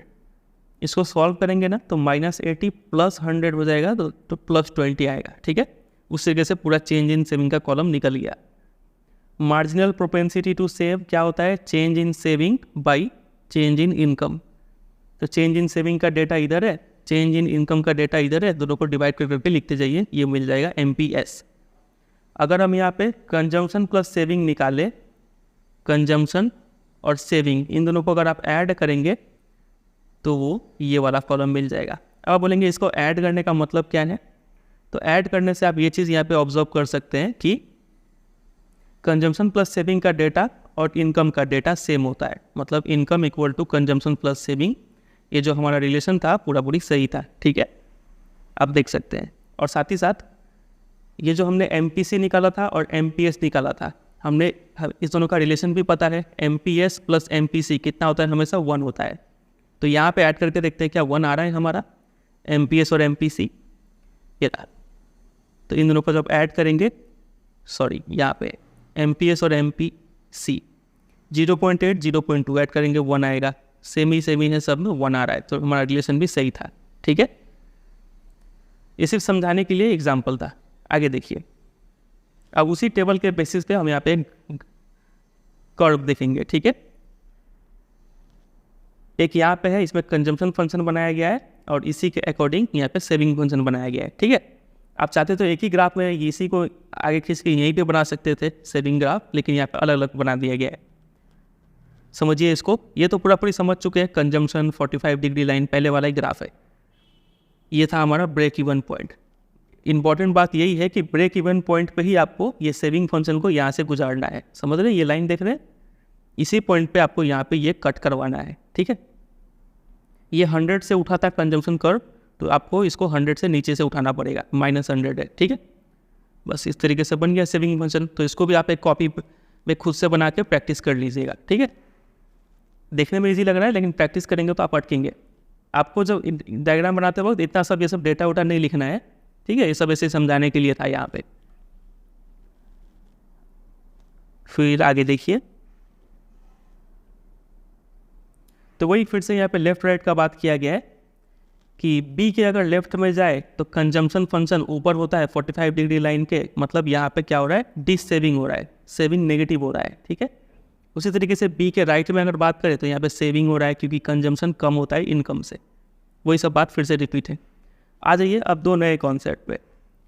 अभी तक हम पढ़ रहे थे मार्जिनल प्रोपेंसिटी टू कंज्यूम, फिर हमने पढ़ा मार्जिनल प्रोपेंसिटी टू सेव। दोनों में मार्जिनल टर्म था। ये क्या होता है बताइए, del C by del Y. ये क्या होता है बताइए, del S by del Y, है कि नहीं। दोनों का रिलेशन हम देखे थे कि दोनों को जोड़ने से क्या आता है, 1 आता है, ठीक है। अब देखिए, अब दो टर्म नया टर्म है, एक है एवरेज प्रोपेंसिटी टू कंज्यूम और दूसरा है एवरेज प्रोपेंसिटी टू सेव। ये होता है, इसमें डेल नहीं होता है, ठीक है, सिर्फ सी बाई वाई, एवरेज निकालते वक्त चेंज नहीं लेते हम लोग। उसी तरीके से एवरेज प्रोपेंसिटी टू सेव क्या हो जाएगा, एस बाई वाई। इसी को बोलते हैं एपीसी एपीएस, ठीक है। तो APC it is the consumption per unit income. Consumption के लिए सी, पर यूनिट के लिए वाई, इनकम के लिए वाई, ठीक है, ये रहा। उसी तरीके से APS it is savings per unit volume, S per unit income, sorry, ठीक है। इस दोनों का कुछ इंपॉर्टेंट फीचर है। पहला, it can never be zero, क्योंकि कंजम्पशन कभी जीरो नहीं हो सकता है, इसलिए एपीसी भी कभी जीरो नहीं हो सकता है, ठीक है, लेकिन ये जीरो हो सकता है, ठीक है। दोनों एक दूसरे का ऑपोजिट है। इसका value can be greater than 1, income कम भी रहे, आपको कंजम्पशन करना पड़ता है, तो इसका वैल्यू 1 से ज़्यादा हो सकता है, ठीक है। और इसका वैल्यू 1 से ज़्यादा नहीं होगा, क्योंकि जितना भी आप कमा रहे हैं उससे कम ही सेविंग करेंगे, है कि नहीं। कमाई से ज़्यादा तो सेविंग नहीं कर सकते।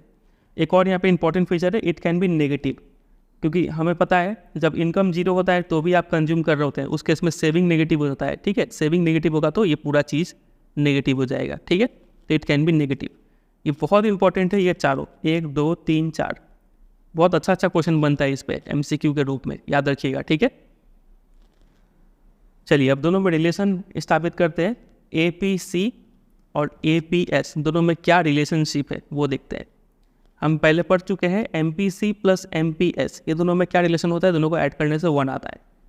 इन दोनों को ऐड करने से देखते हैं कितना आता है। देखिए, हमें ये रिलेशन पता है, Y income equal to consumption plus saving, ठीक है।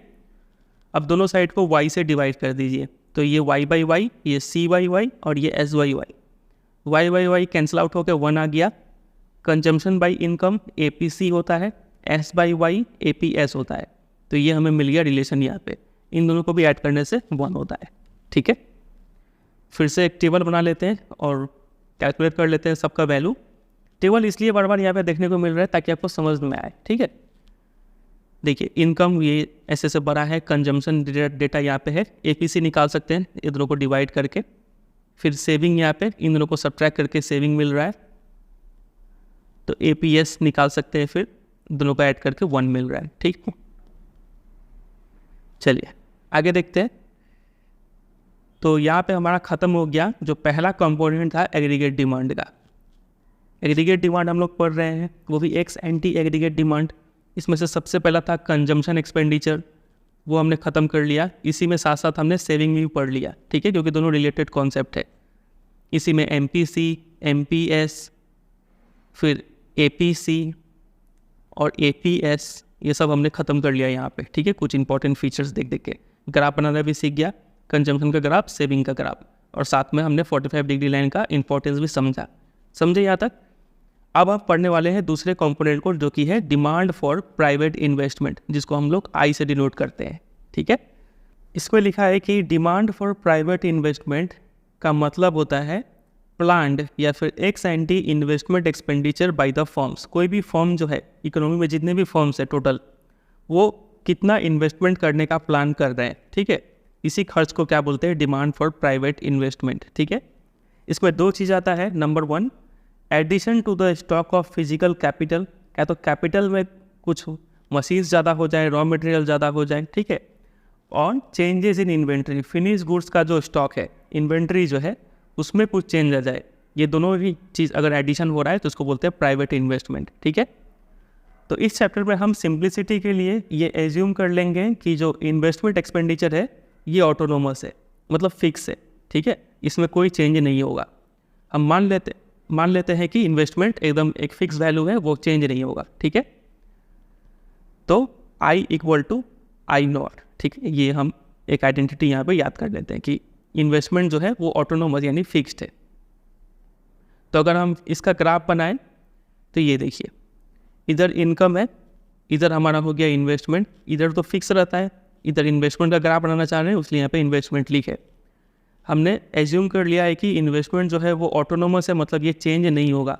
तो इनकम भले ही बढ़ रहा है लेकिन इन्वेस्टमेंट नहीं बढ़ रहा है, ठीक है। इन्वेस्टमेंट क्या है, कांस्टेंट है। जब इनकम मान लीजिए 100 रुपया था तो भी इन्वेस्टमेंट I0 ही था। इनकम बढ़ के अगर यहाँ पे 500 भी हो गया होगा तो इन्वेस्टमेंट I0 ही है। इनकम कितना भी बढ़ जाए यहाँ पे ये इन्वेस्टमेंट इतना ही रहेगा, ठीक है। तो ये इन्वेस्टमेंट कर्व इस तरीके से बनता है। तो अब हम इस काबिल हो चुके हैं कि अब हम एग्रीगेट डिमांड का ग्राफ बना पाए। एग्रीगेट डिमांड हम सिर्फ 2 सेक्टर मॉडल के लिए पढ़ रहे हैं, ठीक है, जिसमें 2 सेक्टर मॉडल हम पढ़ रहे हैं जिसमें कंजम्पशन एक्सपेंडिचर आ रहा है प्लस इन्वेस्टमेंट आ रहा है। इसका ग्राफ बनाना हम सीख चुके हैं, इसका भी ग्राफ बनाना सीख चुके हैं। अब दोनों का ग्राफ ऐड करना होगा हमें। देखिए कैसे ऐड करेंगे, ऐड करना काफ़ी ईजी है। 2 एक्सिस हम खींच रहे हैं यहाँ पे, वाई एक्सिस, एक्स एक्सिस, ठीक है। इधर हम मेजर कर रहे हैं इनकम, इधर मेजर कर रहे हैं एग्रीगेट डिमांड, क्योंकि हम एग्रीगेट डिमांड बना रहे हैं, ठीक है। तो सबसे पहले ये क्या होता है, C+I होता है। कंजम्पशन कर्व का डायग्राम बना लीजिए। तो ये रहा हमारा कंजम्पशन कर्व का डायग्राम, समझ रहे। C = हमने क्या बना था, C बार प्लस BY। हम ये भी बताए थे कि ये C बार को कभी कभी A से भी रिप्रेजेंट करते हैं। इस डायग्राम में A लिखा हुआ है, ठीक है। तो समझ गए, ये हो गया ऑटोनोमस कंजम्पशन, ये हो गया कंजम्पशन कर्व का डायग्राम। क्लियर है यहाँ तक। इसका डायग्राम हम C+I होता है ना, तो इसका डायग्राम हमने बना लिया। अब चाहिए I का डायग्राम। I का डायग्राम हमने अभी देखा था कि ये फिक्स्ड होता है, ठीक है। तो ये हमने बना लिया इन्वेस्टमेंट का कर्व, ठीक है। अब बारी है दोनों को ऐड करने का। दोनों को ऐड कैसे करेंगे, तो ये जितना दूरी है ना उतना ही दूरी यहाँ पे उठा दीजिए, ये ऐड हो गया, समझ रहे हैं। एक पैरेलल लाइन यहाँ पे हम बढ़ा देंगे यहाँ पे। तो ये जो लाइन हमें मिला फाइनली, यही है एग्रीगेट डिमांड का लाइन, जो कि C+I को ऐड करके बना है। समझ रहे हैं कि नहीं। तो इस तरीके से हमें एग्रीगेट डिमांड का कर्व मिल जाता है। समझे यहाँ तक। चलिए एक और यहाँ पे एग्रीगेट डिमांड का कर्व बनाया हुआ है, मतलब ये समझाने के लिए कि देखिए यहाँ पे और लिखा हुआ था, ठीक है। दोनों कर्व आपको समझाते हैं। अभी जो हमने एग्जांपल देखा ये है कंजम्पशन कर्व और इधर था इन्वेस्टमेंट कर्व, ठीक है। दोनों को ऐड कर दिए तो ये जितना दूरी है उतना ही दूरी ये ऊपर उठ जाएगा और एक पैरेलल लाइन यहाँ पे ड्रॉ हो जाएगा। ये हो गया एग्रीगेट डिमांड जो कि C+I से मिला है, ठीक है। अब यहाँ पे आप ये सोच सकते हैं कि ये कंजम्पशन जो था यहाँ से स्टार्ट हुआ, अगर ये कंजम्पशन यहाँ से स्टार्ट होता तो ग्राफ कैसा होता, तो उसको भी आप बना सकते हैं। मान लीजिए ये था इन्वेस्टमेंट, आपका कंजम्पशन यहाँ से स्टार्ट हो रहा है, ठीक है। आप दोनों को ऐड कैसे करेंगे, तो कोई बात नहीं, इतना जो इन्वेस्टमेंट था उतना ही ऊपर इसको उठा दीजिए, यहाँ पे कंजम्पशन को उतना ही उठा दीजिए, ठीक है। तो यहाँ पे आपको मिल जाएगा एग्रीगेट डिमांड का कर्व जो कि C+I से बना है। तो जैसा आपका मर्जी दोनों ही बनाएंगे, कोई भी सही है, ठीक, दोनों ही सही है। तो एक ये स्टेप का डायग्राम हो गया और एक आप चाहे तो इसको नीचे से भी उठा सकते थे, ठीक है, ये भी सही होगा। चलिए तो ये हमने एग्रीगेट डिमांड खत्म कर लिया। अब आ जाइए एग्रीगेट सप्लाई पे। ये इसको समझना बहुत ईजी है। देखिए एग्रीगेट सप्लाई का मतलब होता है it is the value of total quantity of final goods and services produced in the economic territory of a country. किसी भी कंट्री में कितना गुड्स एंड सर्विसेज सप्लाई हो रहा है, कितना प्रोड्यूस हो रहा है, ठीक है, उसी को बोलते हैं एग्रीगेट सप्लाई। और ये भी प्लान्ड है, ठीक है, एक साइंटी है। और ये हम बोल सकते हैं कि किसी भी कंट्री में कितना गुड्स एंड सर्विसेज बना वो उतना ही बना होगा जितना कंट्री का इनकम है, नेशनल इनकम, ठीक है। इसीलिए हम इसको वाई से डिनोट करते हैं। एग्रीगेट सप्लाई को AS से डिनोट नहीं करके हम लोग वाई से डिनोट करते हैं, क्योंकि एग्रीगेट सप्लाई और इनकम सेम होता है। और हमें ये भी पता है कि इनकम जो है वो क्या होता है, कंजम्पशन प्लस सेविंग होता है कि नहीं। तो यहाँ पे हम aggregate supply equal to national income equal to C+S लिख सकते हैं। तो ये हमें एग्रीगेट सप्लाई का इक्वेशन मिल रहा है, ठीक है।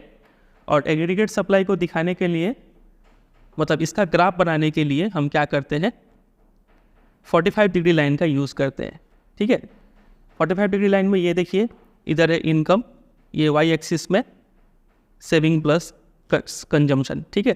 तो यहाँ पे एक हम 45 डिग्री लाइन बना देते हैं, क्योंकि ये दोनों तो इक्वल ही है, इनकम और कंजम्पशन प्लस सेविंग दोनों तो इक्वल ही है। तो जब ये भी इक्वल हो ये भी इक्वल हो तो बीच में ऑटोमेटिक एक 45 डिग्री लाइन बन जाता है।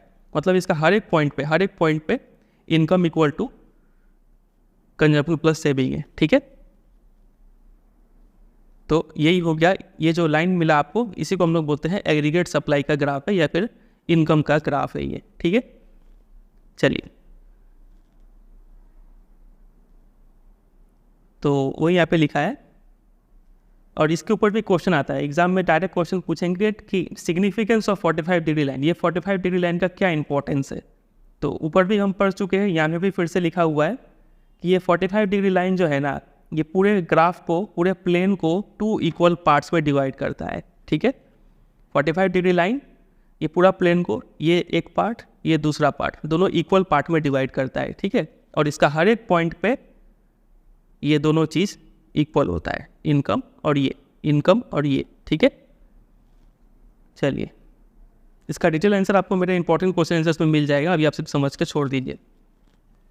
अब हम पढ़ चुके हैं एग्रीगेट डिमांड, एग्रीगेट सप्लाई भी।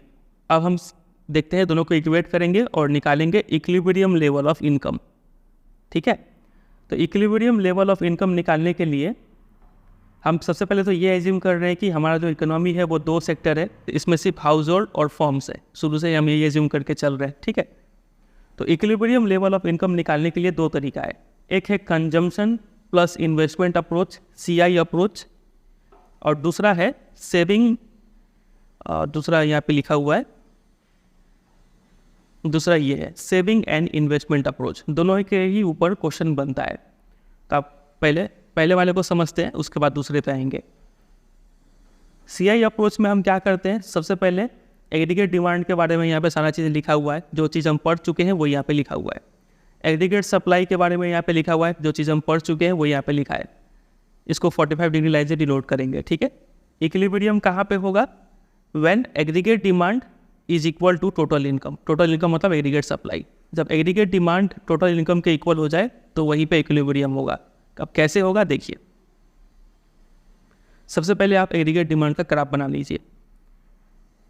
तो ये रहा, ये था हमारा कंजम्पशन का, इधर कहीं पे होगा इन्वेस्टमेंट, जो कि यहाँ पे बनाया नहीं गया है, सीधा इन्वेस्टमेंट को ऐड करके यहाँ पे एक फाइनल C+I0, यानी ये हो गया एग्रीगेट डिमांड का ग्राफ, ठीक है। यहाँ तक एग्रीगेट डिमांड का ग्राफ मिल गया। अब हमें चाहिए एग्रीगेट सप्लाई का ग्राफ, यानी हमें चाहिए टोटल इनकम, इसका ग्राफ, ठीक है। तो टोटल इनकम का ग्राफ हमें पता है 45 डिग्री लाइन को ही बोलते हैं टोटल इनकम का ग्राफ। तो ये हम यहाँ पे बना दिए टोटल इनकम का ग्राफ। तो ये है एग्रीगेट डिमांड और ये है एग्रीगेट सप्लाई, दोनों कहाँ पे इंटरसेक्ट कर रहे हैं, ई पॉइंट पे। तो यही हो गया इक्विलिब्रियम पॉइंट।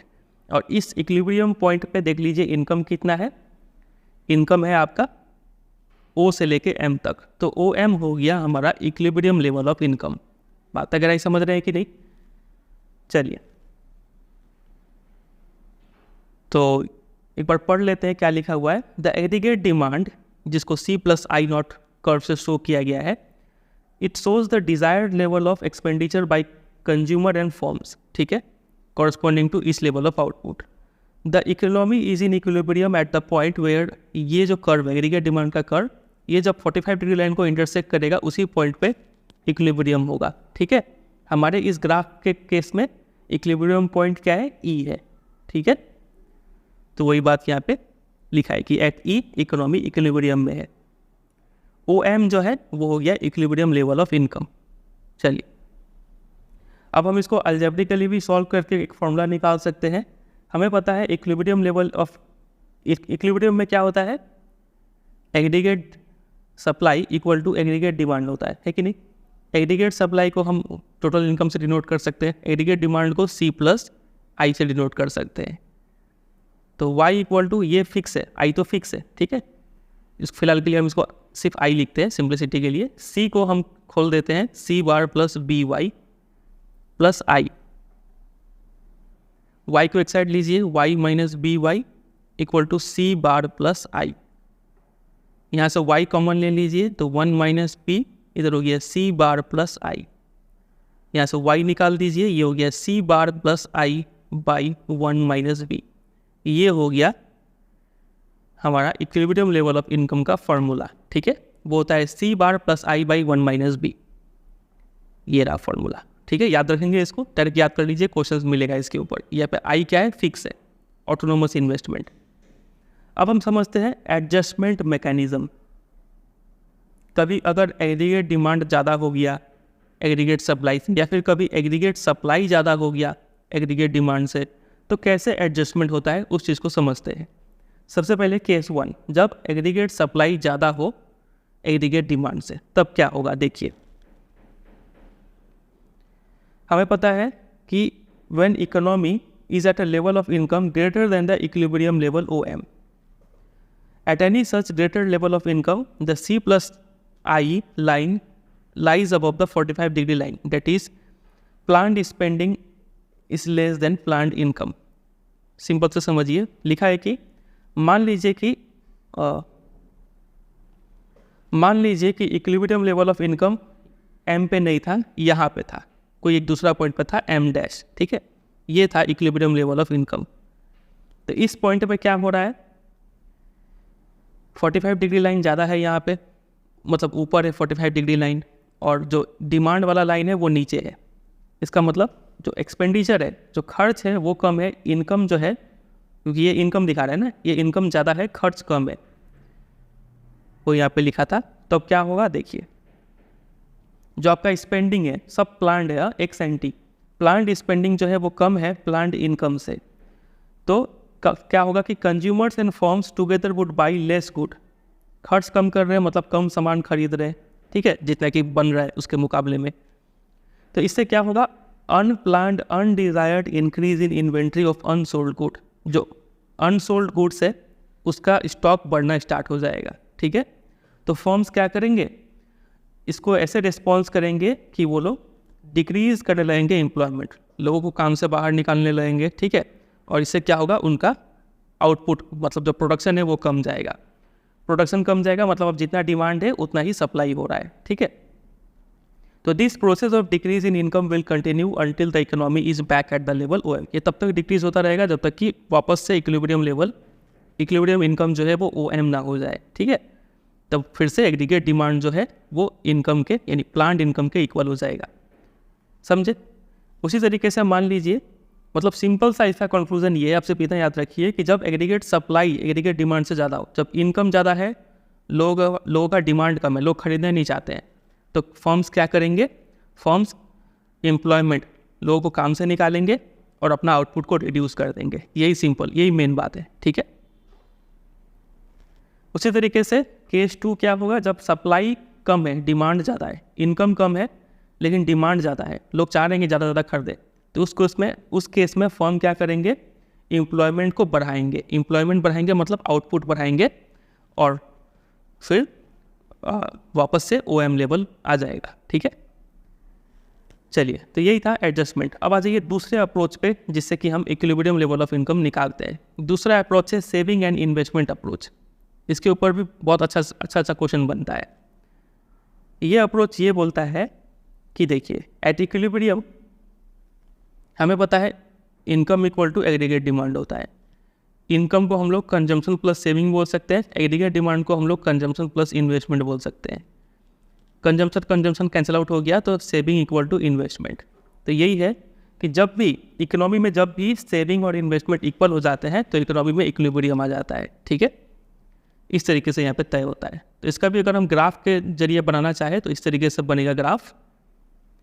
ये देखिए, ये हो गया वाई एक्सिस, ये हो गया एक्स एक्सिस, इधर हमेशा इनकम होता है।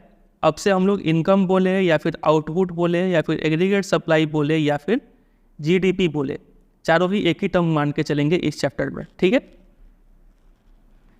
इस साइड में सेविंग है और इन्वेस्टमेंट है। सबसे पहले इन्वेस्टमेंट का ग्राफ हमने ये बना लिया फिक्स लाइन, ठीक है।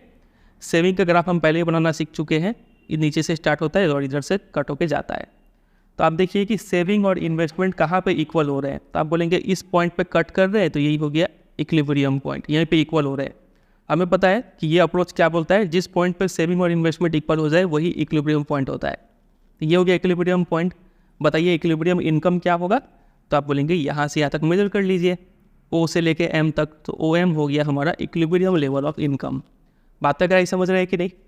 चलिए, अब देखिए यहाँ पे भी एडजस्टमेंट मैकेनिज्म वर्क करता है। केस 1 क्या होगा, केस वन मान लीजिए जो हमारा equilibrium level of income OM ना हो के इसके बाहर का कोई एक पॉइंट हो। फॉर एग्जांपल मान लीजिए OM डैश, ये था इक्विलिब्रियम लेवल ऑफ इनकम। तो इस पॉइंट पर अगर हम देखें तो सेविंग इतना है, इन्वेस्टमेंट इतना है, मतलब सेविंग ज़्यादा है इन्वेस्टमेंट से, है कि नहीं? सेविंग ज़्यादा है मतलब लोग खर्च ही नहीं कर रहे हैं। जब लोग खर्च ही नहीं करेंगे तो क्या होगा, यहाँ पे अनप्लान्ड बिल्डअप ऑफ इन्वेंट्रीज हो जाएगा। फर्म के पास बहुत ज़्यादा स्टॉक डेवलप होना शुरू हो जाएगा। तो इस स्टॉक को रिड्यूस करने के लिए फर्म्स क्या करेंगे, अपने प्रोडक्शन को कट बैक करेंगे, एम्प्लॉयमेंट घटाएंगे, ठीक है। इससे क्या होगा इफेक्ट, इससे फॉल इन इनकम मतलब फॉल इन एग्रीगेट सप्लाई होगा और वापस से income equilibrium level of income OM पे आ जाएगा, ठीक है। उसी तरीके से केस 2 क्या होगा, केस 2 ये हो सकता है कि अब OM ना हो के पॉइंट यहाँ शिफ्ट हो जाए कहीं यहाँ पर, फॉर एग्जांपल OM डैश अब यहाँ पे है। तो इस पॉइंट पे देखें तो इन्वेस्टमेंट है इतना, सेविंग उल्टा नेगेटिव में है, मतलब इन्वेस्टमेंट ज़्यादा है सेविंग से, ठीक है। मतलब फॉर्म्स बहुत ज़्यादा प्रोड्यूस कर रहे हैं और मतलब सेविंग बहुत कम है, मतलब लोग बहुत ज़्यादा कंज्यूम कर रहे हैं। आप ऐसे समझिए, जब भी सेविंग कम होता है इन्वेस्टमेंट से, मतलब सेविंग कम है मतलब क्या है, कंजम्पशन ज़्यादा है, ठीक है। तो लोग बहुत ज़्यादा कंज्यूम कर रहे हैं, तो इससे क्या होगा, reduction in inventory, unplanned reduction in inventory होगा, ठीक है। स्टॉक कमना शुरू हो जाएगा। तो फर्म्स क्या करेंगे, प्रोडक्शन को इंक्रीज़ कर देंगे, ठीक है। प्रोडक्शन इंक्रीज़ करने से वापस से equilibrium level of income OM आ जाएगा। बस इतना ही चीज़ आपको यहाँ पे समझ के छोड़ देना है। अब अगला कॉन्सेप्ट है, कॉन्सेप्ट क्या है, अभी तक जो हम बात रिपीट कर रहे थे आपको कि इक्विलिब्रियम में एग्रीगेट डिमांड और एग्रीगेट सप्लाई इक्वल होता है, इस चीज़ को हम एक एग्जाम्पल से समझेंगे, ठीक है। एक हम न्यूमेरिकल एग्जाम्पल लेते हैं। मान लीजिए कि जो ऑटोनोमस कंजम्पशन है वो 100 रुपया है, मार्जिनल प्रोपेंसिटी टू कंज्यूम 0.8 है। तो वही हमारा कंजम्पशन फंक्शन क्या हो गया, 100 प्लस 0.8y, पहले वाला ही एग्जाम्पल है ये, ठीक है। इनकम पहले जब 0 था तो ऑटोनोमस कंजम्पशन 100 रुपये का हो रहा था, ठीक है। और सेविंग जो हो गया -100, समझे। इन्वेस्टमेंट एक्सपेंडिचर ये फिक्स है, हम यहाँ पे 300 सब में लेने रहे इन्वेस्टमेंट, ठीक है। अब यहाँ से एग्रीगेट सप्लाई कितना होता है, तो ये इनकम के ही इक्वल होगा 0,000, देख रहे। फिर एग्रीगेट डिमांड C + I, इन दोनों को ऐड कर करके एग्रीगेट डिमांड यहाँ पे निकाल ली है, ठीक है। इस तरीके से पूरा टेबल बन चुका है ये। अब ये देखिए कि कब एग्रीगेट डिमांड और एग्रीगेट सप्लाई इक्वल है, कहाँ पे इक्वल है, तो आप देखेंगे यहाँ पे भी 2000 है और यहाँ पे भी 2000 है, इस पॉइंट पे इक्वल है, तो यहाँ पे इक्विलिब्रियम हो गया इनकम, ठीक है। यही हो जाएगा इक्विलिब्रियम लेवल ऑफ इनकम। इसमें क्या था, एग्रीगेट डिमांड ज़्यादा था एग्रीगेट सप्लाई से, तो इनकम बढ़ा। फिर यहाँ पे इसके बाद क्या हो रहा है, डिमांड कम गया है, सप्लाई ज़्यादा हो गया है, तो यहाँ पे इनकम घटेगा, समझ रहे। तो ये जस्ट एक न्यूमेरिकल एग्जांपल से हमने समझा कि इक्विलिब्रियम पे aggregate demand aggregate supply equal होता है, ठीक है। और कुछ काम का बात नहीं है। काम का बात यहाँ से स्टार्ट हो रहा है, मल्टीप्लायर, इन्वेस्टमेंट मल्टीप्लायर, जिसको हम कैपिटल लेटर K से डिनोट करते हैं। Very very very important topic. देखिए, a change in investment affects income, ये यहाँ पे लिखा है कि जब भी इन्वेस्टमेंट में चेंज होता है तो इक्विलिब्रियम लेवल ऑफ इनकम भी चेंज हो जाता है। फॉर एग्जांपल मान लीजिए कि किसी इकोनॉमी में 100 करोड़ रुपए का इन्वेस्टमेंट आता है, ठीक है। तो इससे मान लीजिए अगर 300 करोड़ इनकम बढ़ जाता है, इन्वेस्टमेंट 100 करोड़ किया गया, तो इसका इम्पैक्ट ये पड़ा कि इनकम जो है वो 300 करोड़ रुपये बढ़ गया, ठीक है। तो इस केस में ये कितना इन्वेस्टमेंट है, हाँ, तो ये कितना गुना बढ़ गया है, 3 गुना बढ़ गया है, 3 गुना मल्टीप्लाई हो गया है। तो यहाँ पे 3 को क्या बोलते हैं, मल्टीप्लायर, ठीक है। तो इन्वेस्टमेंट मल्टीप्लायर का फॉर्मूला ये निकल के आता है, चेंज इन इनकम पर यूनिट चेंज इन इन्वेस्टमेंट, ठीक है। इन्वेस्टमेंट का चेंज करने से कितना इनकम चेंज होता है, इसी को इन्वेस्टमेंट मल्टीप्लायर बोलते हैं, ठीक है। इसका वैल्यू निकालना सीख लेते हैं। देखिए, हम यहाँ पे निकाल के दिखाते हैं। हमें पता है इक्विलिब्रियम पे क्या होता है, एग्रीगेट सप्लाई जो कि है total income equal to aggregate demand जो कि होता है कंजम्पशन प्लस इन्वेस्टमेंट, ठीक है। दोनों साइड डेल से मल्टीप्लाई कर दीजिए, del Y equal to del C plus del I. अब यहाँ पे दोनों साइड डेल वाई से डिवाइड कर दीजिए, del Y by del Y equal to del C by del Y plus del I by del Y, ठीक है। ये कैंसिल आउट होकर 1 देगा यहाँ पे, तो 1 equal to del C by del Y plus del I by del Y. Clear है यहाँ तक? अब देखिए ये del C by del Y क्या होता है? Marginal propensity to consume. तो 1 equal to M P C plus del I by del Y. तो ये भी आप देखिए del Y by del I जो होता है ये होता है ये होता है इन्वेस्टमेंट मल्टीप्लायर ना, मतलब चलिए आगे निकाल ही लेंगे। यहाँ पे del I by del Y का वैल्यू अगर हम निकालना चाहें तो 1 माइनस एम पी सी है कि नहीं, इसको इस साइड भेज दिए। हमें चाहिए del Y by del I, ये उल्टा है तो उल्टा कर दीजिए इसको, del Y by del I. इस साइड उल्टा किए तो हमें इस साइड भी उल्टा करना पड़ेगा। इसका नीचे 1 था तो ये 1 ऊपर चला जाएगा, 1 माइनस एम पी सी। तो यही हमें फॉर्मूला मिल गया इन्वेस्टमेंट मल्टीप्लायर का। इन्वेस्टमेंट मल्टीप्लायर इक्वल टू होता है 1 by 1 minus M P C, और हमें ये भी पता है 1 माइनस एम पी सी क्या होता है? एम पी एस होता है कि नहीं? तो ये भी आप लिख सकते हैं। तो ये बहुत इंपॉर्टेंट फॉर्मूला है, इसको आप याद रखिएगा, ठीक है। अब यहाँ पे 3 इंपॉर्टेंट पॉइंट है। सबसे पहला बात करते हैं रेंज। ये जो के है इन्वेस्टमेंट मल्टीप्लायर, इसका वैल्यू कहाँ से कहाँ तक हो सकता है? तो 1 से लेकर इन्फिनिटी तक इसका वैल्यू हो सकता है, 1 से लेकर इनफाइनाइट कुछ भी हो सकता है इसका वैल्यू, ठीक है। रिलेशन अगर बात करें तो बताइए एम पी एस अगर बढ़ेगा तो के बढ़ेगा कि घटेगा, वो बताइए आप। तो देखिए के इक्वल टू क्या होता है? के इक्वल टू होता है 1 बाई एम पी एस। नीचे में है इनवर्स रिलेशन है, मतलब ये अगर बढ़ेगा तो ये घटेगा, ये घटेगा तो ये बढ़ेगा, ठीक है। तो यहाँ पे पूछा गया था बढ़ेगा तो ये घटेगा, ठीक है। तो एम पी एस राइजेस तो investment multiplier falls, inverse relation है, ठीक है। उसी तरीके से एम पी सी अगर बढ़ेगा तो के बताइए क्या होगा, बढ़ेगा कि घटेगा? तो देखिए यहाँ पे है M K equal to 1 by 1 minus M P C. M P C अगर बढ़ेगा तो ये 1 से सब्ट्रैक्ट होके ये वैल्यू कम जाएगा, ठीक है। तो ऑटोमेटिक ये कमेगा तो ये बढ़ेगा। बोल सकते हैं एम पी एस बढ़ा तो ये भी बढ़ा, तो एम पी सी, ठीक है। तो एम पी सी बढ़ेगा तो के भी बढ़ेगा, ठीक है। तो if M P C rises investment multiplier भी राइजेस होगा यहाँ पे, ठीक है। पॉजिटिव रिलेशनशिप है, समझे कि नहीं यहाँ तक? चलिए अब हम देखते हैं कि ये इन्वेस्टमेंट मल्टीप्लायर काम कैसे करता है, द वर्किंग ऑफ मल्टीप्लायर या फिर द मल्टीप्लायर मैकेनिज्म। बहुत इंपॉर्टेंट डायरेक्ट क्वेश्चन आता है कि बोलेंगे कि with the help of numerical example इसका वर्किंग को एक्सप्लेन कीजिए, ठीक है। तो ये कैसे होता है देखिए। मल्टीप्लायर बोलता क्या है? मल्टीप्लायर यही बोलता है कि अगर किसी इकोनॉमी में इन्वेस्टमेंट आता है तो इससे इनकम कुछ ना कुछ बढ़ जाता है, ठीक है। कितना बढ़ता है वो डिपेंड करता है मल्टीप्लायर पे, ठीक है। अब देखिए एक हम ऐसा इकोनॉमी एज्यूम करते हैं जहाँ पे एम पी सी है 0.8, ये पहला एजम्पशन। दूसरा ये हम मान लेते हैं कि यहाँ पे जो इन्वेस्टमेंट है उसमें 1,000 रुपये का इंक्रीमेंट आया है, ठीक है। 2 चीज़ हमने माना, एक तो एम पी सी है 0.8 और चेंज इन इन्वेस्टमेंट जो कि है 1,000 रुपया, ठीक है। अब हमें फाइनली देखना है कि चेंज इन इनकम कितना होगा, वो हमें पता करना है, ठीक है। तो देखिए तो इसको तो क्या हम डायरेक्ट फॉर्मूला से भी निकाल सकते हैं कि कितना बढ़ेगा। हमें इस क्वेश्चन में चेंज इन इन्वेस्टमेंट दे दिया है 1,000 रुपया, एम पी सी दिया हुआ है 0.8, हमें निकालना है चेंज इन इनकम कितना है बताइए, ठीक है। तो हमें पता है सबसे पहले हम के निकालेंगे। के इक्वल टू क्या होता है?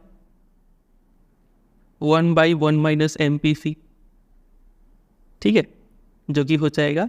चलिए नेक्स्ट में के में क्या, के का जगह डाल देते हैं del Y by del I, ठीक है। 1 by 1 minus M P C है 0.8, del Y by del I का वैल्यू भी हमें पता है 1,000। यहाँ पे हो गया 1 बाई 0.2, ये घट के इधर आ गया, ये इधर आ गया 5,000। तो चेंज इन इनकम हमें मिल रहा है 5,000। समझ रहे हैं कि नहीं कि 1,000 अगर इन्वेस्टमेंट बढ़ाने से 5,000 इनकम बढ़ जाएगा। कितना गुना बढ़ गया है?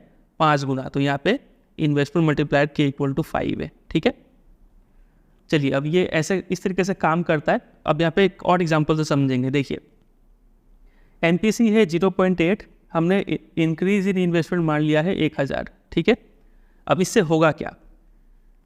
इससे होगा, मान लीजिए ये 1000 इन्वेस्टमेंट कहाँ पे हुआ, एक नया बिल्डिंग को कंस्ट्रक्ट करने में ये 1000 रुपया लग गया। ठीक है, तो जब नया बिल्डिंग कंस्ट्रक्ट हो रहा था तो वहाँ पे बिल्डर, आर्किटेक्ट और जो लेबरर्स थे उन लोगों का इनकम 1000 रुपया बढ़ गया होगा। ये इन्वेस्टमेंट जो था वो 1000 रुपया इनको मिल गया होगा। ठीक है, अब चूँकि हमने पूरा इकोनॉमी का MPC 0.8 मान लिया है तो 1000 रुपया इनका इनकम बढ़ा है, आर्किटेक्ट, बिल्डर, लेबरर का। तो इनकम बढ़ने से ये बिल्डर, आर्किटेक्ट और लेबरर अपना कंजम्पशन भी बढ़ाएंगे। कितना बढ़ाएंगे वो MPC पर डिपेंड करेगा। MPC 0.8 है तो ये लोग का खर्चा कितना बढ़ जाएगा, स्पेंड 1000 का 0.8। ठीक है, जो कि आ जाएगा 800 रुपया। समझिएगा, ये जो बिल्डर, आर्किटेक्ट और लेबरर्स थे इन्होंने 1000 रुपया कमाया। अब बारी है खर्च करने का। कितना खर्च करेंगे? MPC 0.8 है तो उस हिसाब से 800 रुपया ये लोग खर्च करेंगे। ठीक है, अब ये लोग खर्च किए इतना रुपया, तो खर्च किए होंगे तो कहीं से तो कुछ सामान खरीदे होंगे ना। जो प्रोड्यूसर है उसको ये 800 रुपया मिल गया होगा, मतलब ये प्रोड्यूसर का इनकम अब 800 बढ़ गया। अब चूँकि कंट्री का इकोनॉमी का जो MPC है वो है 0.8, तो ये प्रोड्यूसर भी उस 800 का 0.8 पार्ट खर्च करेगा। समझ रहे? तो देखिए शुरू में कितना था, 1000। ये बिल्डर, आर्किटेक्ट, लेबरर्स का इनकम 1000 बढ़ा, तो ये लोग खर्च कितना किए, 1000 का 0.8 पार्ट। ठीक है, तो ये लोग तो खर्च किए, वो किसी प्रोड्यूसर को मिल गया, मतलब इस प्रोड्यूसर का इनकम इतना बढ़ गया। अब ये प्रोड्यूसर कितना खर्च करेगा, तो ये 0.8 ऑफ ये पूरा पार्ट, समझ रहे, 800 का 0.8 पार्ट खर्च करेगा वो। मतलब इसको हम ऐसे भी लिख सकते हैं कि 0.8 इंटू 0.8 इंटू 1000। समझ रहे ना, 0.8 इंटू 800 नहीं लिख के हम 0.8 ऑफ इतना ये वैल्यू लिख दिए। ठीक है, तो इसको सिंपली 0.8 का स्क्वायर इंटू 1000 लिख सकते हैं। ठीक है, तो वो वैल्यू यहाँ पे है। इस तरीके से और भी फिर अगले स्टेप में क्या होगा, ये जो प्रोड्यूसर इतना रुपया खर्च किया, ये इतना रुपया किसी का फिर इनकम बन गया होगा। ठीक है, इसको सॉल्व करेंगे तो 640 आएगा। ठीक है, तो फिर वो अगला इंसान 640 का 0.8 इतना रुपया फिर खर्च करेगा, फिर वो किसी का इनकम होगा। ऐसे करके चलता ही जाएगा, ये चलता ही जाएगा। ठीक है, तो ये देखिए, और ये जो वैल्यू है वो कमता ही जाएगा। सबसे पहले 1000 रुपये यहाँ पे इन्वेस्टमेंट चेंज हुआ, MPC 0.8 है, तो सबसे पहले बिल्डर, आर्किटेक्ट का इनकम 1000 बढ़ गया, उन्होंने अपना कंजम्पशन 800 से बढ़ा दिया। ये 800 कैसे आया, 1000 का 0.8 MPC। ठीक है, फिर ये प्रोड्यूसर का 800 रुपया इनकम बढ़ गया, लेकिन प्रोड्यूसर क्या 800 का 800 खर्चा कर देगा? नहीं, वो 800 का 640, मतलब इसका फिर से 0.8 वो खर्चा करेगा। ठीक है, फिर ये किसी का इनकम बन गया होगा तो वो उस पार्ट ऑफ इनकम में से इतना फिर खर्चा करेगा। फिर ये किसी का इनकम बना होगा, ये इतना पार्ट में से फिर 0.8 पार्ट खर्चा करेगा। समझ रहे? तो ये चलता ही जाएगा, चलता ही जाएगा, एवर डिमिनिशिंग, ये अमाउंट जो है वो कमता ही चला जाएगा। ठीक है, तो ये जो है इनफाइनाइट तरीके तक चलेगा। ठीक है, अब हमें देखिए फाइनली निकालना क्या है, हमें डेल आई दिया हुआ है, MPC दिया है, हमें डेल वाई निकालना था, कितना इनकम में इंक्रीज होता है। अगर इन्वेस्टमेंट 1000 रुपया बढ़ता है तो इनकम कितना बढ़ेगा वो निकालना था, है कि नहीं? तो ये हमें पूरा सीरीज़ को ऐड करना पड़ेगा, और ये है एक इनफाइनाइट जियोमेट्रिक प्रोग्रेशन। इनफाइनाइट है, इसका कोई एंड नहीं है, और ये GP फॉर्म कर रहा है। ठीक है, इसको हमें ऐड करना है। तो इसको ऐड करने का, अगर आप मैथ्स लिए तो आपको फॉर्मूला मालूम होगा। ये जो GP बन रहा है, इससे पहले 1000 कॉमन लिए, ये एक इनफाइनाइट जियोमेट्रिक सीरीज़ है, इसको ऐड करने का ये फॉर्मूला होता है 1/1 - r। ठीक है, 1/1 - r कॉमन रेशियो। इतना मत समझिए, आप सिर्फ रट लीजिए इसको अभी के लिए कि इसको ऐड ऐसे किया जाता है, ये फॉर्मूला होता है। ठीक है, और ये सॉल्व करके 5000 आएगा। ठीक है, इस तरीके से मल्टीप्लायर काम करता है। तो ये पूरा टेबल, ठीक है, एग्जाम में टेबल के साथ बोलते हैं एक्सप्लेन करने, ये कैलकुलेशन और ये रिटर्न पार्ट, ये सब आपको पता होना चाहिए। ठीक है, चलिए अब आ जाइए अगले टॉपिक पे। अब हमारा सिर्फ 3 टॉपिक बचा है। एक हो गया आपका पैराडॉक्स ऑफ थ्रिफ्ट, अगला हो गया एक्सेस डिमांड, और इसके बाद डिफिशिएंट डिमांड। ठीक है, देखिए इसको समझिए। थ्रिफ्ट का मतलब क्या होता है? थ्रिफ्ट का मतलब होता है कि कम खर्च करना, जहाँ पे मतलब जितना ज़रूरत है उसे कम खर्च करना, इसको बोलते हैं थ्रिफ्ट, पैसा बचाना। ठीक है, कंजूसी करना। तो देखिए ये थ्योरी ये बोलता है कि if all the people of the economy increase the proportion of income they save, that is, if the MPS of the economy increases, the total value of savings in the economy will not increase, it will either decline or remain unchanged. आप ये देखिए, बोला गया है कि अगर किसी भी कंट्री के इकोनॉमी के जितने भी लोग हैं वो लोग ये डिसाइड कर लें कि वो लोग अपना सेविंग को बढ़ाएंगे, ये लोग खर्चा करना ही बंद कर देंगे, ठीक है, तो इसका नतीजा ये निकलेगा कि उस कंट्री का सेविंग जो है ना वो बढ़ेगा नहीं, वो क्या तो सेम रहेगा नहीं तो डिक्रीज हो जाएगा। समझ रहे कि नहीं? इसी को बोला जाता है पैराडॉक्स ऑफ थ्रिफ्ट। ये थोड़ी देर में आप सोचेंगे तो थोड़ी देर के लिए आपको लगेगा कि ये ऐसा तो हो नहीं सकता है, लेकिन ये सच बात है, ठीक है, कि अगर किसी भी कंट्री के जितने भी लोग हैं ना, ये लोग अगर ये डिसाइड कर ले कि मुझे खर्च ही नहीं करना है, पूरा पैसा बचाना है, ठीक है, सब अपने पास अगर पैसा रखने लगे तो इससे क्या होगा, पूरा कंट्री का जो सेविंग है वो बढ़ेगा नहीं, उल्टा डिक्लाइन कर जाएगा या फिर वो वैसा का वैसा ही रहेगा, ठीक है। ऐसा इसलिए होता है क्योंकि जब आप सेविंग ही करे जा रहे हैं, आप खर्च कर ही नहीं रहे हैं, तो प्रोड्यूसर अपना आउटपुट कम कर देगा, ठीक है। प्रोड्यूसर कम चीज़ प्रोड्यूस करेगा तो प्रोड्यूसर जब कोई चीज़ बनाता है तो लोगों का उसी से तो कमाई होगा ना, लोग आप उसी में काम करते हैं, हाउस होल्ड सेक्टर ये पे तो काम करता है, तो प्रोड्यूसर जब कम सामान बनाएगा तो हाउस होल्ड सेक्टर का इनकम भी कम जाएगा, तो और कम सेविंग करेंगे वो, फिर वो और कम सेविंग मतलब सेविंग अगर ज़्यादा करना चाहे तो उनका फिर कंजम्पशन और कम जाएगा, फिर और ये प्रोड्यूसर कम प्रोड्यूस करेंगे और फिर उनका इनकम डाउन जाएगा, फिर वो अभी भी सेविंग करते रहे, खर्च करेंगे ही नहीं, तो फिर से ये प्रोड्यूसर और भी अपना प्रोडक्शन कम करेंगे, समझ रहे। तो ले दे के जो सेविंग है वो पूरा इकोनॉमी का कम रहेगा, कम जाएगा या फिर सेम रहेगा, बढ़ेगा तो कभी भी नहीं। इसी को बोला जाता है पैराडॉक्स ऑफ थ्रिफ्ट। समझ गए ये थ्योरी? चलिए अब आ जाइए अगले कॉन्सेप्ट पे जो कि है एक्सेस डिमांड। इसको समझिए। एक्सेस डिमांड सुनने में इजी लगता है लेकिन बहुत लोगों को इसका कॉन्सेप्ट क्लियर नहीं होता है, ये एग्जैक्टली है क्या। तो इसको हम बहुत अच्छे तरीके से यहाँ पे लिखे हैं, देखिए लिखा हुआ है, we know that equilibrium level of income उस पॉइंट पे तय होता है जब एग्रीगेट डिमांड इक्वल हो जाए लेवल ऑफ आउटपुट यानी एग्रीगेट सप्लाई के, यानी नेशनल इनकम के, यानी जीडीपी के, ठीक है। Let us assume that the level of output is at the maximum possible level या फिर potential level which is achieve by full utilisation of the resources of the economy. मान लीजिए उस इकोनॉमी में, अब हम एक नया कॉन्सेप्ट यहाँ पे इंट्रोड्यूस कर रहे हैं, ठीक है, जिसको बोला जाता है फुल यूटिलाइजेशन ऑफ रिसोर्सेज।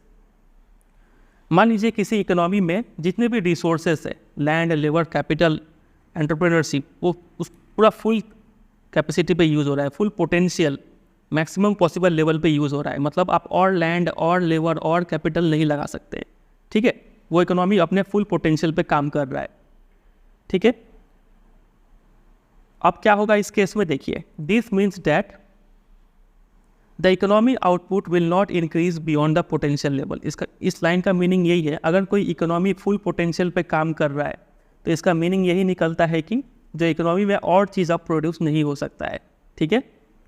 अब मान लीजिए ऐसा स्थिति में डिमांड बढ़ जाता है, ठीक है, तो नॉर्मली वो क्या होता है, डिमांड बढ़ने से प्रोड्यूसर ज़्यादा प्रोड्यूस करते हैं और फिर उसको मैच कर देते हैं, है कि नहीं। लेकिन अभी हम एक कंडीशन ऐड कर दिए हैं कि वो इकोनॉमी जो है वो ऑलरेडी फुल पोटेंशियल पे काम कर रहा है, उसके पास और लैंड, लेबर, कैपिटल ये सब है ही नहीं, ठीक है। उस केस में अगर डिमांड बढ़ जाए तब क्या होगा, और ये डिमांड बढ़ कैसे रहा है, through an increase in investment. Usually क्या होता है, इन्वेस्टमेंट बढ़ने से इनकम बढ़ता है, ठीक है, सप्लाई ज़्यादा हो जाता है, ठीक है। Brings about an increase in income और output due to the working of multiplier. वो यहाँ पे बोला गया है कि मान लीजिए अगर इन्वेस्टमेंट बढ़ जाए तो हमें पता है मल्टीप्लायर का वजह से ये इन्वेस्टमेंट क्या करेगा, इनकम को भी बढ़ा देगा, ठीक है।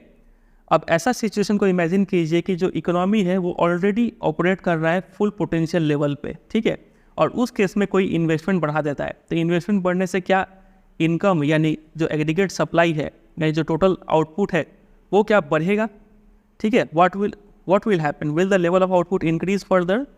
तो इसका जवाब है नहीं, ठीक है, आउटपुट और नहीं बढ़ सकता है, भले ही आप इन्वेस्टमेंट यहाँ पे आप बढ़ा रहे हैं, यहाँ पे मल्टीप्लायर काम नहीं कर पाएगा।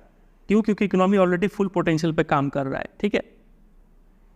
However due to an increase in investment, चूँकि आपने इन्वेस्टमेंट यहाँ पे बढ़ाया है जो कि एक फिक्स्ड या फिर ऑटोनोमस एक्सपेंडिचर है, the aggregate demand will increase and exceed the level of potential output, ठीक है। लेकिन चूंकि आपने यहाँ पे इन्वेस्टमेंट कर दिया है, इससे क्या होगा, एग्रीगेट डिमांड बढ़ जाएगा, तो डिमांड तो यहाँ पे आपने बढ़ा दिया, लेकिन क्या आप सप्लाई बढ़ा पाए? नहीं बढ़ा पाए, क्योंकि इकोनॉमी ऑलरेडी फुल पोटेंशियल पे काम कर रहा है, ये कांस्टेंट है, ठीक है।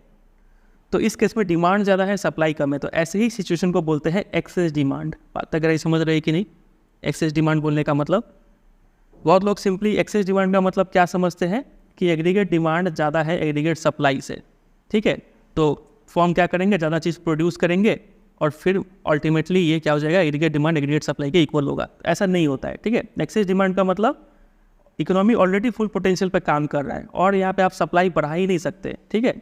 तो इस केस में एग्रीगेट डिमांड एग्रीगेट सप्लाई के ज़्यादा होता है, इस सिचुएशन को बोलते हैं एक्सेस डिमांड, समझे। तो excess demand refers to the situation when aggregate demand exceed the potential level of output in the economy. Excess demand का वजह से लोगों के पास पैसा तो ज़्यादा आ चुका है लेकिन सामान उतना है नहीं, तो इसका रिजल्ट यही होता है कि यहाँ पे महंगाई आ जाता है, इन्फ्लेशन आएगा, ठीक है। इसको डायग्रामेटिकली अगर हम रिप्रेजेंट करें तो कुछ इस तरीके से होगा इसका डायग्राम। ये देखिए, ये है एक्सेस डिमांड का डायग्राम। ये क्या चीज़ लिखा है अभी बताते हैं, ठीक है। पहले एग्रीगेट डिमांड इतना था C+I, ठीक है। आपने क्या किया, इन्वेस्टमेंट बढ़ा दिया, इन्वेस्टमेंट बढ़ाने से ये एग्रीगेट डिमांड भी बढ़ गया यहाँ पे, ठीक है। इसका ग्राफ ऊपर की तरफ शिफ्ट हो गया। ये एग्रीगेट डिमांड 2, अभी एक्चुअल जो एग्रीगेट डिमांड है वो ये है, लेकिन इकोनॉमी ऑलरेडी फुल पोटेंशियल पे काम कर रहा है, तो इनकम और बढ़ा नहीं, 45 डिग्री लाइन वैसा का वैसा ही है, ठीक है। समझ रहे, पहले इक्विलिब्रियम लेवल ऑफ इनकम ये था E पे, अब चूंकि डिमांड बढ़ गया है लेकिन सप्लाई तो बढ़ा नहीं, तो इतना जो पोर्शन है DE ये हो गया एक्सेस डिमांड हमारा। समझ रहे हैं कि नहीं, इस तरीके से हम एक्सेस डिमांड दिखाते हैं। एक्सेस डिमांड का वजह से क्या होता है, महंगाई बढ़ता है, और ये महंगाई की वजह से, महंगाई को क्या बोलते हैं, इन्फ्लेशन, ठीक है। अभी ये समझाते हैं ये टर्म, पहले नीचे का पढ़ लेते हैं। देखिए,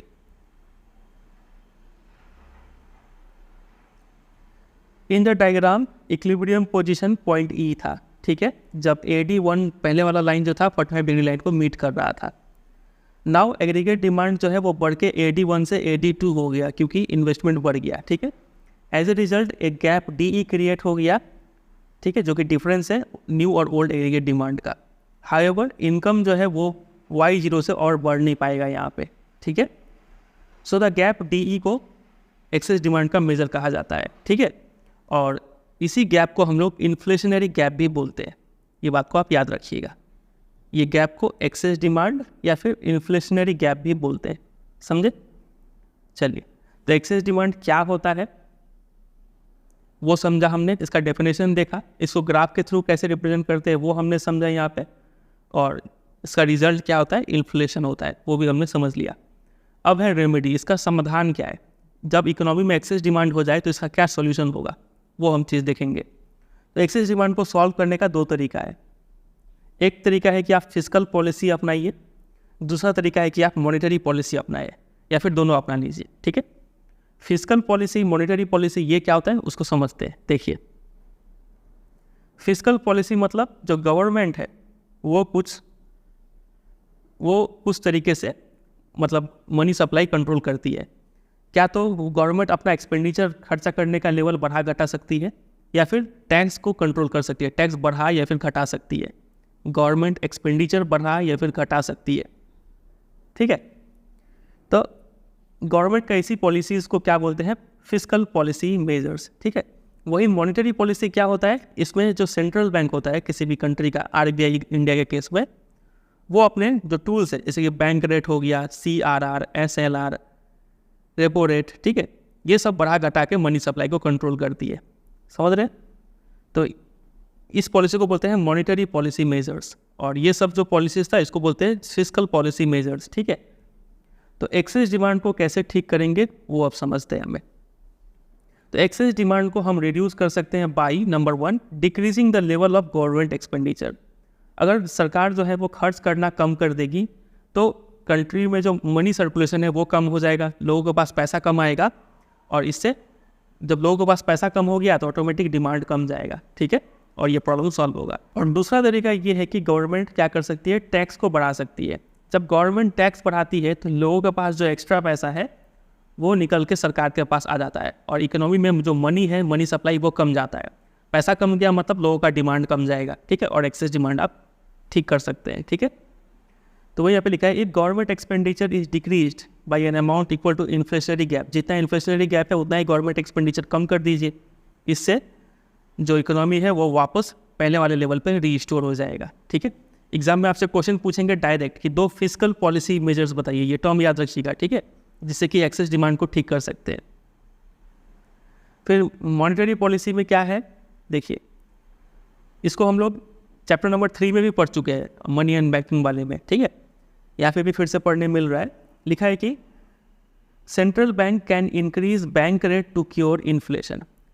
आरबीआई क्या कर सकती है, बैंक रेट को बढ़ा सकती है, समझ रहे हैं। बैंक रेट जब बढ़ाएंगे तो जो कमर्शियल बैंक है उनके पास पैसा कम जाएगा और वो लोन लोगों को सस्ते रेट पे नहीं दे पाएंगी, ठीक है, महंगा करेंगी। जब लोन महंगा होगा लोग कम लोन लेंगे, लोगों के पास पैसा कम रहेगा, पैसा कम होगा लोगों के पास, तो इन्फ्लेशन अपने आप, डिमांड जो है वो कम जाएगा, ठीक है। फिर है ओपन मार्केट ऑपरेशंस। ये ओपन मार्केट ऑपरेशन में क्या होता है, जो भी सिक्योरिटीज़ होते हैं, ठीक है, बॉन्ड्स हो गए, ये सब सेंट्रल बैंक बेच देती है किसको, कमर्शियल बैंक को, ठीक है। तो ये है आरबीआई, इधर है बहुत सारे कमर्शियल बैंक, ठीक है, और ये है गवर्नमेंट सिक्योरिटीज़ बिल, एक टाइप का बॉन्ड होता है, एक पीस ऑफ पेपर है जिसमें लिखा हुआ है कि अगर कोई कमर्शियल बैंक ये पीस ऑफ पेपर मतलब ये बॉन्ड को खरीदेगा तो आरबीआई इसको इस टाइम के बाद कुछ रेट ऑफ इंटरेस्ट इतना रुपया, जो भी इतना रुपया एक्स्ट्रा देगी, ठीक है। तो आरबीआई क्या करती है, ये गवर्नमेंट सिक्योरिटीज़ इन सब कमर्शियल बैंक को बेच देती है। तो कमर्शियल बैंक क्या करेंगे, ये जी-सेक ये सिक्योरिटीज़ अपने पास रख के जो भी कैश है वो आरबीआई को दे देंगे। तो क्या होगा, कमर्शियल बैंक का तरफ से जो कैश था वो कैश निकल के आरबीआई के पास आ गया, मतलब इकोनॉमी में कैश कम गया, ठीक है, लोगों के पास कैश कम गया और वहाँ पे इन्फ्लेशन फिर से क्योर हो जाएगा, ठीक है। वो यहाँ पे लिखा है कि इन्फ्लेशन के टाइम पे जो सेंट्रल बैंक है वो गवर्नमेंट सिक्योरिटीज़ कमर्शियल बैंक को सेल कर देते हैं इन रिटर्न फॉर मनी। इसका रिजल्ट ये होता है कि मनी सप्लाई जो है इकोनॉमी में वो कम हो जाता है और प्राइसेस डिक्रीज होते हैं, ठीक है।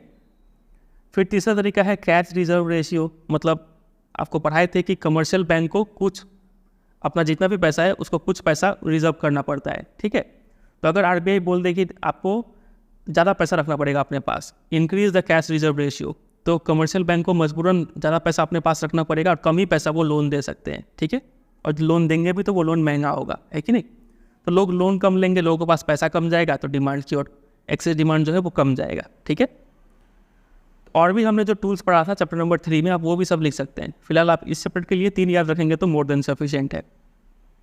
एक बार रिकैप करें, एक्सेस डिमांड को कंट्रोल करने के लिए क्या तो हम फिस्कल पॉलिसी अपना सकते हैं या फिर मॉनेटरी पॉलिसी या फिर दोनों अपना सकते हैं, ठीक है। फिस्कल पॉलिसी में मेनली 2 आते हैं, गवर्नमेंट एक्सपेंडिचर और टैक्स। एक्सेस डिमांड करना है, क्योर करना है तो इसको रिड्यूस कर दीजिए, टैक्स को बढ़ा दीजिए, ठीक है। ये 2 तरीके से काम हो जाएगा।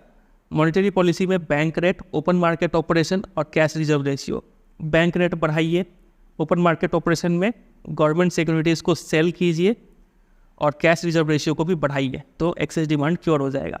इसी तरीके से जब हम डिफिशिएंट डिमांड पढ़ रहे होंगे ना, तो उस केस में ये सब उल्टा काम करेंगे, समझ रहे। उसमें जब रेमेडी पढ़ रहे होंगे तो गवर्नमेंट एक्सपेंडिचर को बढ़ाएंगे पहले, टैक्स को रिड्यूस करेंगे, बैंक रेट को रिड्यूस करेंगे, गवर्नमेंट सिक्योरिटी को यहाँ पे बाई करेंगी, ठीक है, और फिर कैश रिजर्व रेशियो को डिक्रीज करेंगे। इस तरीके से हम आगे पढ़ रहे होंगे, तो ये याद कीजिएगा तो ऑटोमेटिक नीचे वाला याद हो जाएगा। पढ़ लेते हैं डिफिशिएंट डिमांड का केस। देखिए, डिफिशिएंसी इन डिमांड या फिर deficient demand is exactly the opposite of excess demand situation, ठीक है।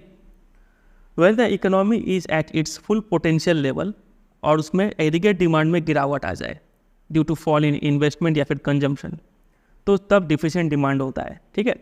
जब इकोनॉमी मान लीजिए फुल पोटेंशियल लेवल पे काम कर रहा है, ठीक है, तभी क्या हो गया कि क्या तो इन्वेस्टमेंट नहीं तो कंजम्पशन, एग्रीगेट डिमांड का यही तो 2 कंपोनेंट है, इन दोनों में से कोई भी चीज़ डिक्रीज़ हो गया, एग्रीगेट डिमांड डिक्रीज़ हो गया, ठीक है, तो डिमांड कम जाएगा उस केस में, ठीक है।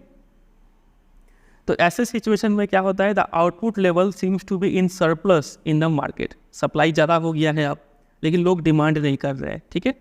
इससे प्राइस लेवल पे एक प्रेशर बनता है कि प्राइस लेवल अब देखिए मार्केट में सामान बहुत ज़्यादा हो गया, लोगों के पास पैसा नहीं है, ठीक है, लोग डिमांड ही नहीं कर रहे हैं, तो ये जो सेलर है वो क्या बोलेंगे, चलो हम कम दाम में दे रहे हैं, अब तो ले लो। सामान का जो दाम है वो कमना शुरू हो जाता है और प्राइस फॉल को ही क्या बोलते हैं, डिफ्लेशन बोलते हैं।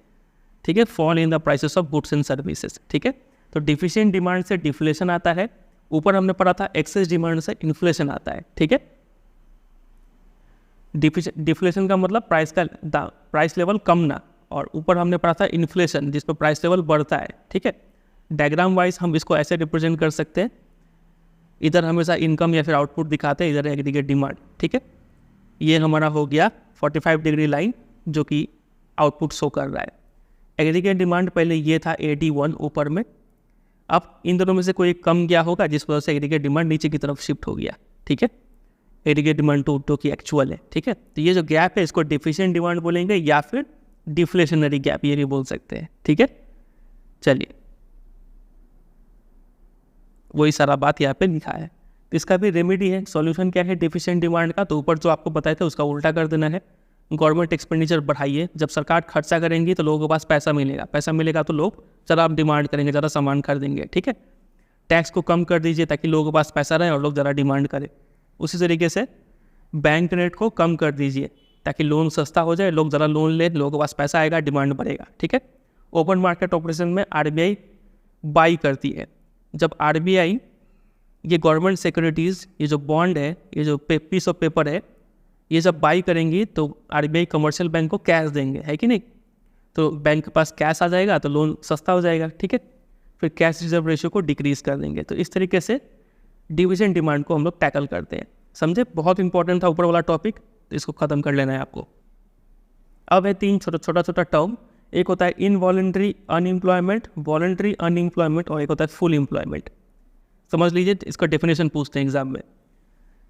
लिखा है कि involuntary unemployment occurs when those who are able and willing to work. ये दो बहुत इंपॉर्टेंट फ्रेज है। ऐसे लोग जो काम कर सकते हैं, काम करने लायक है और काम करने के चाह भी है। ठीक है, at the going wage rate, market में जो भी वेज रेट चल रहा है, तनख्वाह का रेट चल रहा है, उस रेट पे काम करने के लिए अगर रेडी है और काम कर सकते हैं, अगर ऐसे लोगों को जब काम नहीं मिलता है तो उसको बोलते हैं इनवॉलंटरी अनएम्प्लॉयमेंट। ये तो नाम से ही समझ में आ रहा है। वॉलंटरी का मतलब क्या होता है? इच्छा से। इनवॉलंटरी मतलब आपके बिना इच्छा से। ठीक है, आप चाह रहे हैं काम मिले आपको, लेकिन आपको काम नहीं मिल रहा है, इसमें आपका तो कोई दोष नहीं है, इसको बोलते हैं इनवॉलंटरी अनएम्प्लॉयमेंट। ठीक है, वही वॉलंटरी अनएम्प्लॉयमेंट में क्या होता है कि आप काम करने के लायक तो है लेकिन आप जानबूझ के प्रीफर्स नॉट टू वर्क, आप काम करना चाहते नहीं हैं, तो उस केस में वॉलंटरीली अनएम्प्लॉयमेंट उसको बोलते हैं। ठीक है, सिंपल सा डिफरेंस है। तीसरा है फुल एम्प्लॉयमेंट। ये क्या होता है? When the entire labour force of the country is in employment, इसको बोलते हैं फुल एम्प्लॉयमेंट। ठीक है, जब कंट्री के सभी लेबर फोर्स को काम मिला हुआ है तो उसको बोलते हैं फुल एम्प्लॉयमेंट। लेबर फोर्स किसको बोलते हैं? लेबर फोर्स मतलब वही who are able to work and willing to work, काम कर सकते हैं और काम करने का चाह भी है, तो उसको बोलते हैं लेबर फोर्स। ठीक है, जब इन सभी लेबर फोर्स को काम मिलता है तो इसको बोलते हैं फुल एम्प्लॉयमेंट। तो बस इसी कॉन्सेप्ट्स के साथ हमारा जो ये चैप्टर है वो एंड होता है यहाँ पे।